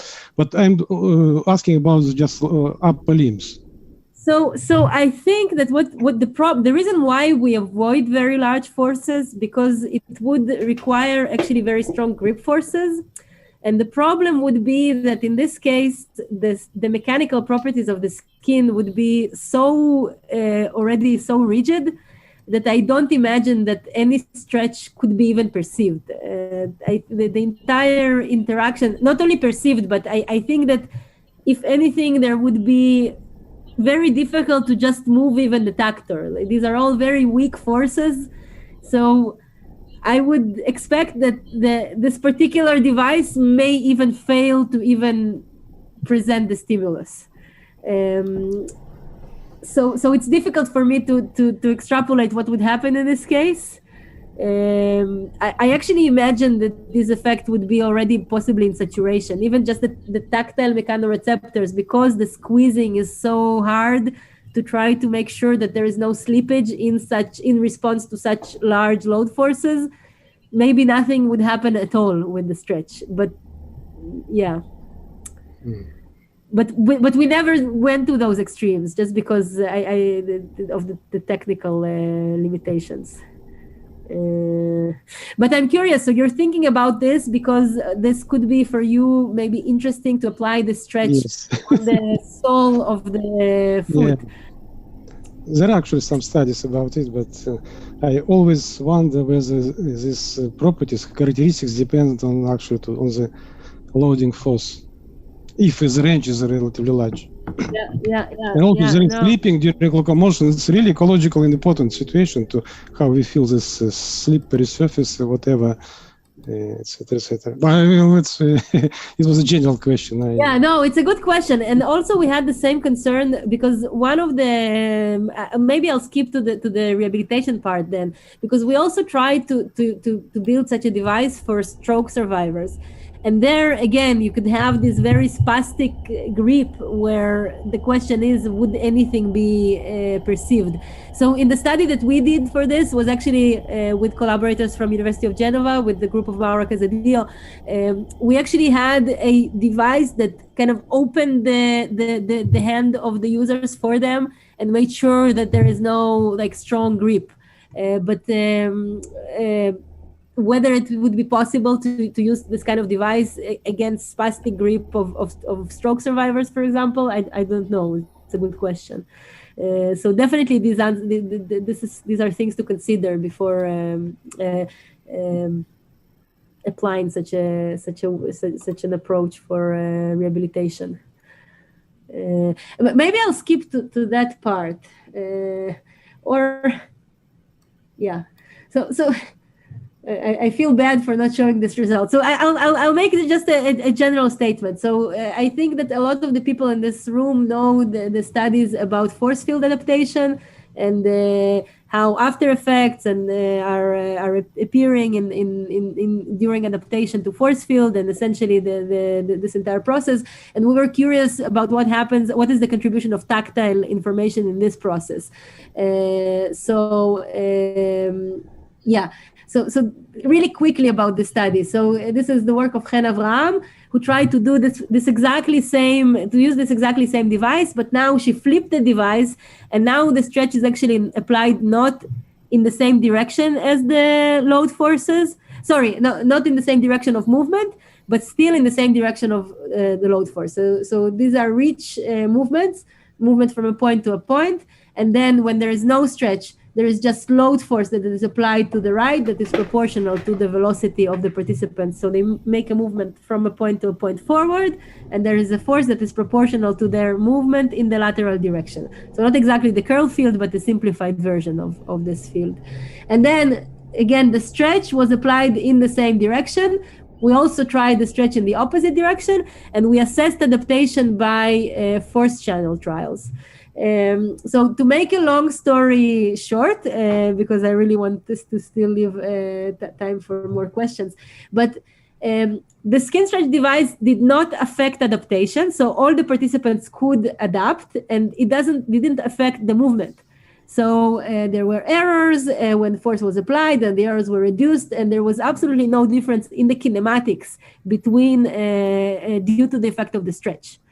And also nice after effects, so everything properly as in previous studies. The immediate interpretation of this thing could be that stretch does not affect at all adaptation, is not incorporated in the control of motion, in the adaptation to perturbing force fields. Maybe again related to the comment of Stanislav that now that there is no perceptual task, there is no effect of skin stretch. But this is too simplistic, because when we actually looked at the forces that are applied in force channel trials, which is essentially the participants are fixed, it's not catch trials, the participants are forced to move in a straight line, and we are measuring the forces that they apply against the forces that force them to move in that straight line. Some people call their error clamp, but I don't like the name error clamp, because I think there is still an error. It's just not in movement. It's an error in force. So force channel trials. And here we see that in the beginning, they don't have a representation, but and at the end of adaptation, a representation of the forces forms, but the colors are yellow is no stretch. Sorry, where is that? Yeah, red is the stretch in the opposite direction, and the blue is the stretch in the same direction as the force is applied.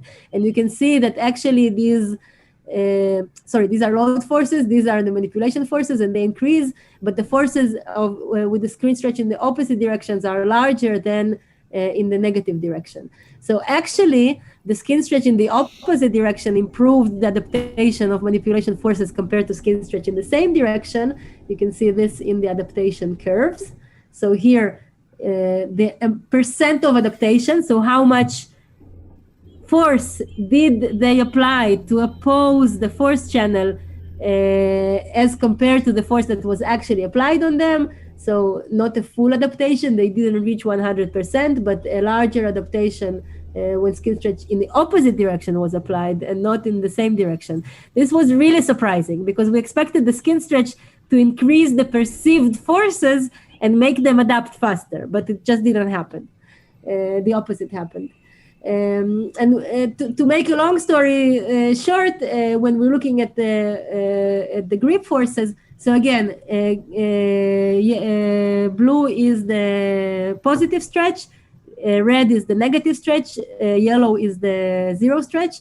So the negative stretch had no effect at all on grip forces, absolutely. And the positive stretch had effect on the grip forces, And it was partially in response to the actual stimulus in the same trial, but it was also these blank dots are the force channel trial. So here no stretch was applied, but still there was an increase in grip force that was very strong in the beginning for all the groups, but then for the negative skin stretch and zero skin stretch, this grip force is reduced, but not for the positive skin stretch.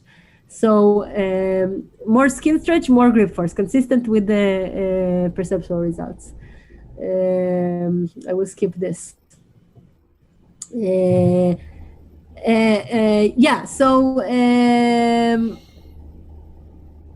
Just the conclusions of this entire story is that healthy individuals are there are immediate perceptual effects. This is from the perception of elastic force fields, and maybe also in the force field adaptation, maybe there are explicit guidance cues. So the stretch in the opposite direction is essentially pointing you toward the direction where you need to apply the opposing forces. So maybe this is kind of the guidance. And then there was also these changes in the motor commands that are maybe a result of internal representation or maybe not, both in adaptation and in control of action. And this is just what I promised about the device for the rehabilitation. So here we use the same tactor, but now on the palm of the hand for stroke survivors, just because we didn't think that providing any stimulation on the tip of the finger would be effective. So we said that, again, it could be done on the palm. And here we try to see if we can use the same concept to train tactile acuity. So it's effective in healthy individuals. And we can also identify differences between stroke survivors' affected hand and not affected hand. But still, we never tried that actually as a rehabilitation device. We developed a device, but not. Написал не для вас, я прекрасно знаю, что вы это все понимаете. Это я написал для того, чтобы вы это Пьеру послали. Он начинает, я же почитал, что... Toля, please turn off your microphone. Why?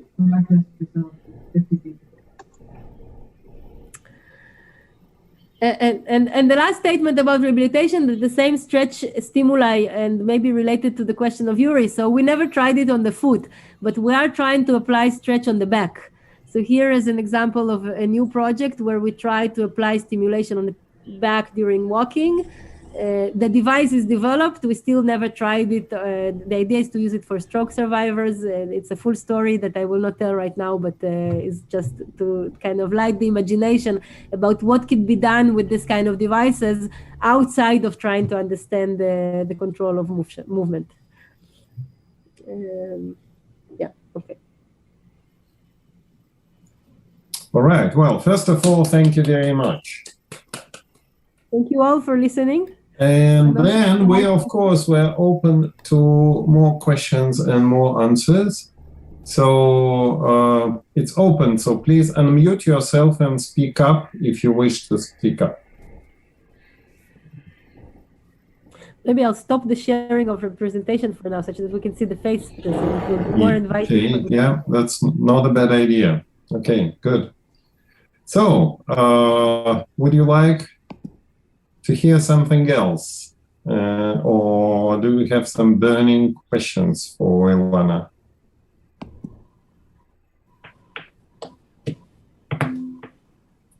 And then let me begin, because as you know, measuring perception is a very tough issue, and we can measure it by matching, by psychophysical scales, or by those which one is harder, which one is lighter scales. Have you ever thought of comparing to find out whether your manipulations with the skin stretch, whether they are affecting perception to report or perception to act? So yes, it's a good question. So I have you need to invent an action that really depends on stiffness. Right. By the nature of its control. I was thinking, while you were talking, I was thinking about some action that would, for example, tune into the natural frequency of the object you have in hand, which will depend on its perceived stiffness, of course, your perceived natural frequency of the object. You can ask people, of course, to give them a bunch of different springs and tell them, oh, please, can you just move it a little bit with the frequency that feels natural, and see how they scale. Well, but I'm not sure how practical this is. So I can tell you about a task that we developed as part of a completely different set of studies, because one of the things that you could do with information about the stiffness for the planning of action is actually if you're interacting with the same elastic object and you're trying to reach to a goal. And then if I'm repeating this task repeatedly, then I'm kind of, if I don't have any other information, but there are particularities to this because you have to be careful on what kind of instruction you give the people. So if you give instruction about reaching a certain position or a certain force, but you can play with that. Well, you can play them asking to compress an object by exactly 1 centimeter. Yes. And give them feedback and a lot of training against a standard object. Right, exactly. Yeah. So we've done this in the past, and this is something that we actually done in the past, and we even tried to coin a name for it. It's called the motor metric curve instead of the psychometric curve. And I think it can be, this is one way of so providing a target, and you can say, depress it to 1 centimeter. You can also tell to them, move forward, and we'll let you know, exactly right, too far, too near, and to really get the exact one, you would have to form some kind of representation of, again, not representation, but somehow to cope with this task, you would need to take into your motor planning the expected forces, because to reach to a certain position inside an elastic object, you have to overcome the forces. This is if you are a position controller, but maybe if you are a force controller, you could do the opposite. So based on the assumptions of whether you're using position or force control, you could try to tease apart this internal representation that is another thing, maybe, I don't know, maybe you tried it, to repeat your experiments with just very basic experiments with skin stretch after cooling the fingertips.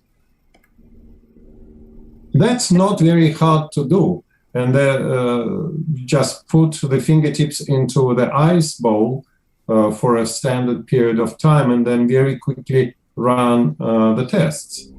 So this is the tactile information channel, essentially. Yes. Because if you think that what your stretch does is messing up the tactile information channel and nothing else, and it has a certain effect on perceptual and motor parts of your tasks, then see which of the effects are robust to cooling of the fingertips. Have you done it? That's a really nice idea. I haven't thought about it. I mean, you could do cooling. You could also do maybe a more robust experiment if you get a Helsinki approval for this. Is just anesthetizing the fingers even. Well, yes. I'm afraid if you anesthetize fingers, that may recalibrate the system quite badly. While cooling for a short period of time may not be as bad. Yeah. Mm-hmm. But yeah, it's interesting. It's actually really interesting. I'm thinking immediately of technical problems of how do you make sure that the cooling was sufficient and how you calibrate this. But just as standard time in the ice bath, and then you run a few trials over whatever 30 seconds or 1 minute, and then you recool them again and. Poor subject, yes, but this is a beautiful idea. Yes, poor subject, yes. But yes, it's all right. Perhaps Mark, as a follow-up on that, because perhaps you explained this, Ilana, and I just missed it, which is well possible. But you talk about the effects of this vibration as an illusion. But is there also, I'm really not into this field, so help me here. Is it also, might it be that it's just affecting the sensitivity region of the mechanoreceptors? So that's a very physiological explanation of this. So you vibrate the mechanoreceptors and then you just shift to another region, and there that percept what you get from that region is that it's harder. Then that would not be an illusion, but then it's just a very physiological effect. I have no idea if this makes sense. It's a great question. It's a good question. I wonder what would be the control experiment for this thing. How would you tease that apart? So essentially what you're proposing is that we have a different sensory response of the mechanoreceptors that is not a... So I wonder though, because essentially what we're saying is indeed the mechanoreceptors, they respond to the stimulus. And what you're saying is that their sensitivity is shifted to the original kinesthetic signals. That's what you're saying? Yes, basically just if you have a tendon I was just thinking of a tendon vibration and then you just get the arm that moves in the wrong way, so to speak. So, and I was thinking whether there's such a same mechanism could explain these results. Well, another possibility to apply the noise. This is in the noisy case, not in the stretch, right? Yeah, another possibility to check what Raul suggests, I guess, would be to look at quick physiological responses, like those M2-3, M2-M3 responses to quick perturbation. So you, after your subjects, whatever, adapt to the skin stretch stuff, you just try to jerk the object out of the hand and look at the responses, or either in grip force, or if you record EMG, even better, in muscles. And you look at those M2-3 responses.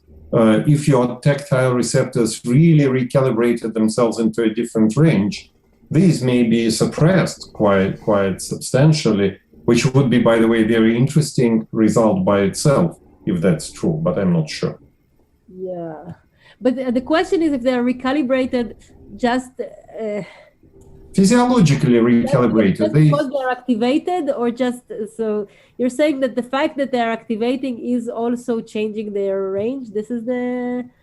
Because we are stretching, like, I guess my question is, do you refer to the question of when the vibration, this noise is applied, or just by the sake of stretching the skin? Just by the sake of stretching the skin. So I like the systematic variation of the detector, systematic movement of the detector. That's where you should start. It's not the noise, because noise cannot be systematic, so it cannot change the mechanoreceptor in a systematic way. So you need, and that would be one of the tests. If you're, and I don't know which variable, but you can use the frequency of the detector or the size of the detector when it moves, and that would have perhaps no effect when it's an illusion. But if you get a scale to one of those, to one or more of those parameters, then you get to the physiological mechanism behind it. Yeah, I like the suggestion, really, before you start invoking some kind of high-level internal representation of this or that, looking into low-level physiology, mechanics and physiology. What happens with the ranges of responses of receptors? What happens with interaction of receptors of different modalities? Like, for example, skin receptors and subcutaneous receptors have presynaptic effects on proprioceptive inputs, at least into alpha motor neurons.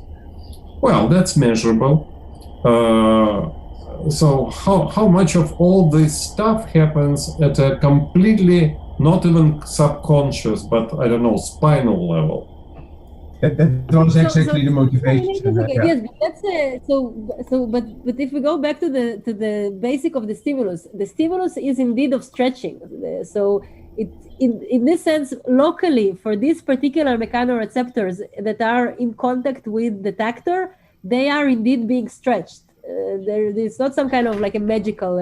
Yes, but the point is that when you told us that when you stretch congruently with external perturbation, you have a consistent effect. When it's incongruent, you don't have an opposite effect.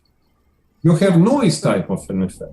Yeah. So is it possible that you are dealing with quite a complex phenomenon which combines two things? One is you simply stimulate skin and cutaneous and subcutaneous receptors with whatever. And you have certain effects which may look like noise, but this noise may not be perfect noise. And the other one is really related to the direction of your perturbation, whether tactile receptors are used to kind of create a perception of the external world that's a little bit distorted by your skin stretch. But these are possible topics to explore, I think, and some of them can be, I believe, explored physiologically.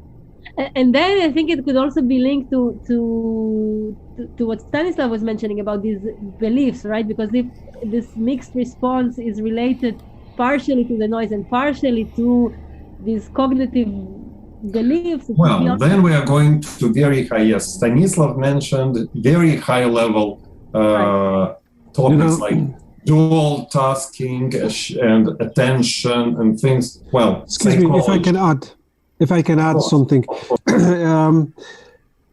This hypothesis or hypothesizing wrongly within working memory does not mean it is done consciously, or we are aware of advancing such a hypothesis about how to, for example, program a movement and how to perform it. It's rather about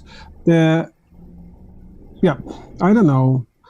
But Maxwell and the masters, they explain it much better than I do. But it's not about consciously advancing or about explicitly talking about it. That's just to make sure. Yeah, no, it makes sense. Yeah. Oh, these are really great ideas. All right. Do we have other questions for discussion for Ilana?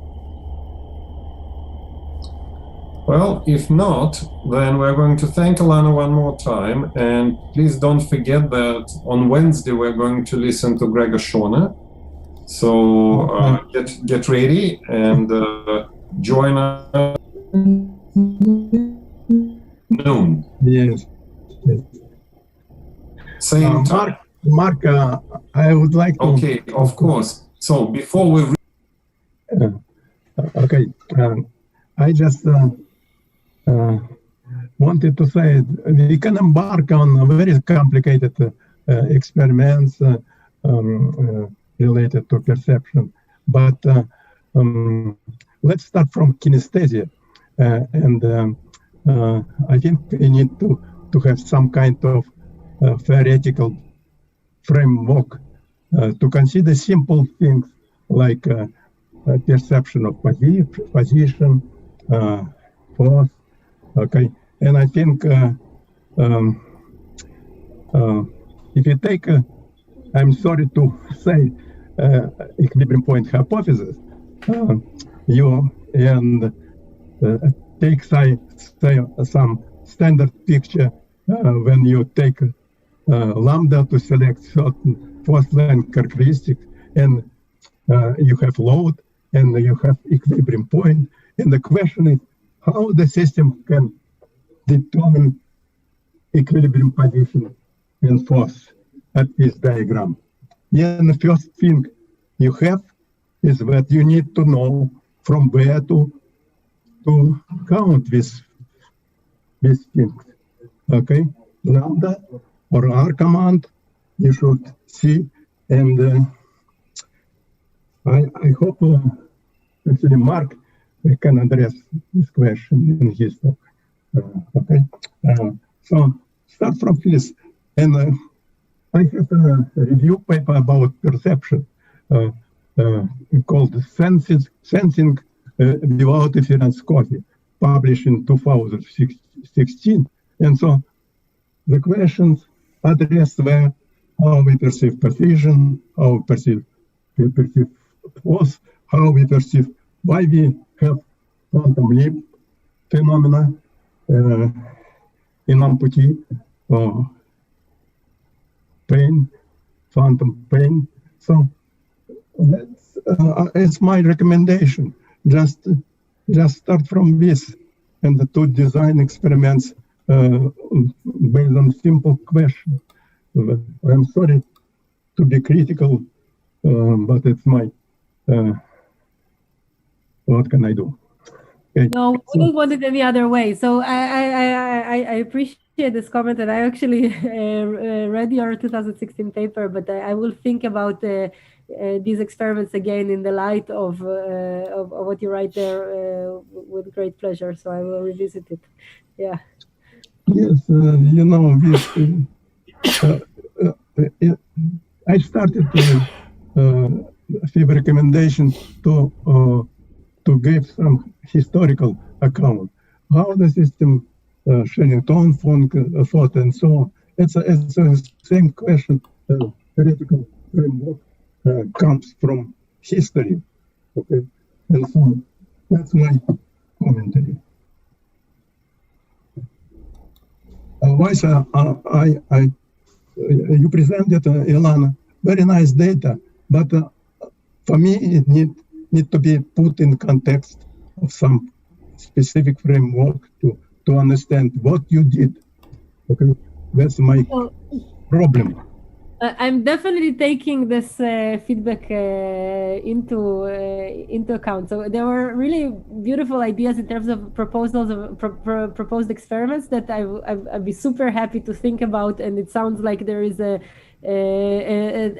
grant proposal already based on these ideas, or it just need to be written. But also thinking about it based on the very basic principles, I'm taking this feedback on board completely, and I will try to think if I can go back to the original ideas and concept of Sherrington, and also kind of and later and try to see if we can get some insight to that. Absolutely, yes. I can help you actually. Welcome to communicate.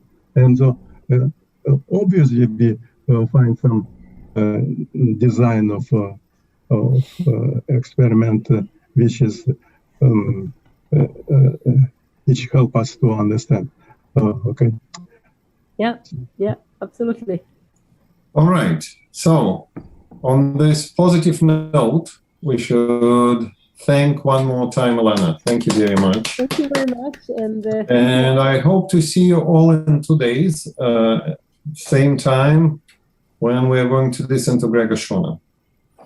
So goodbye, everybody. Thanks a lot. Thank you. Bye all. Thank you. Bye. Thank you all. Really great. Thank you.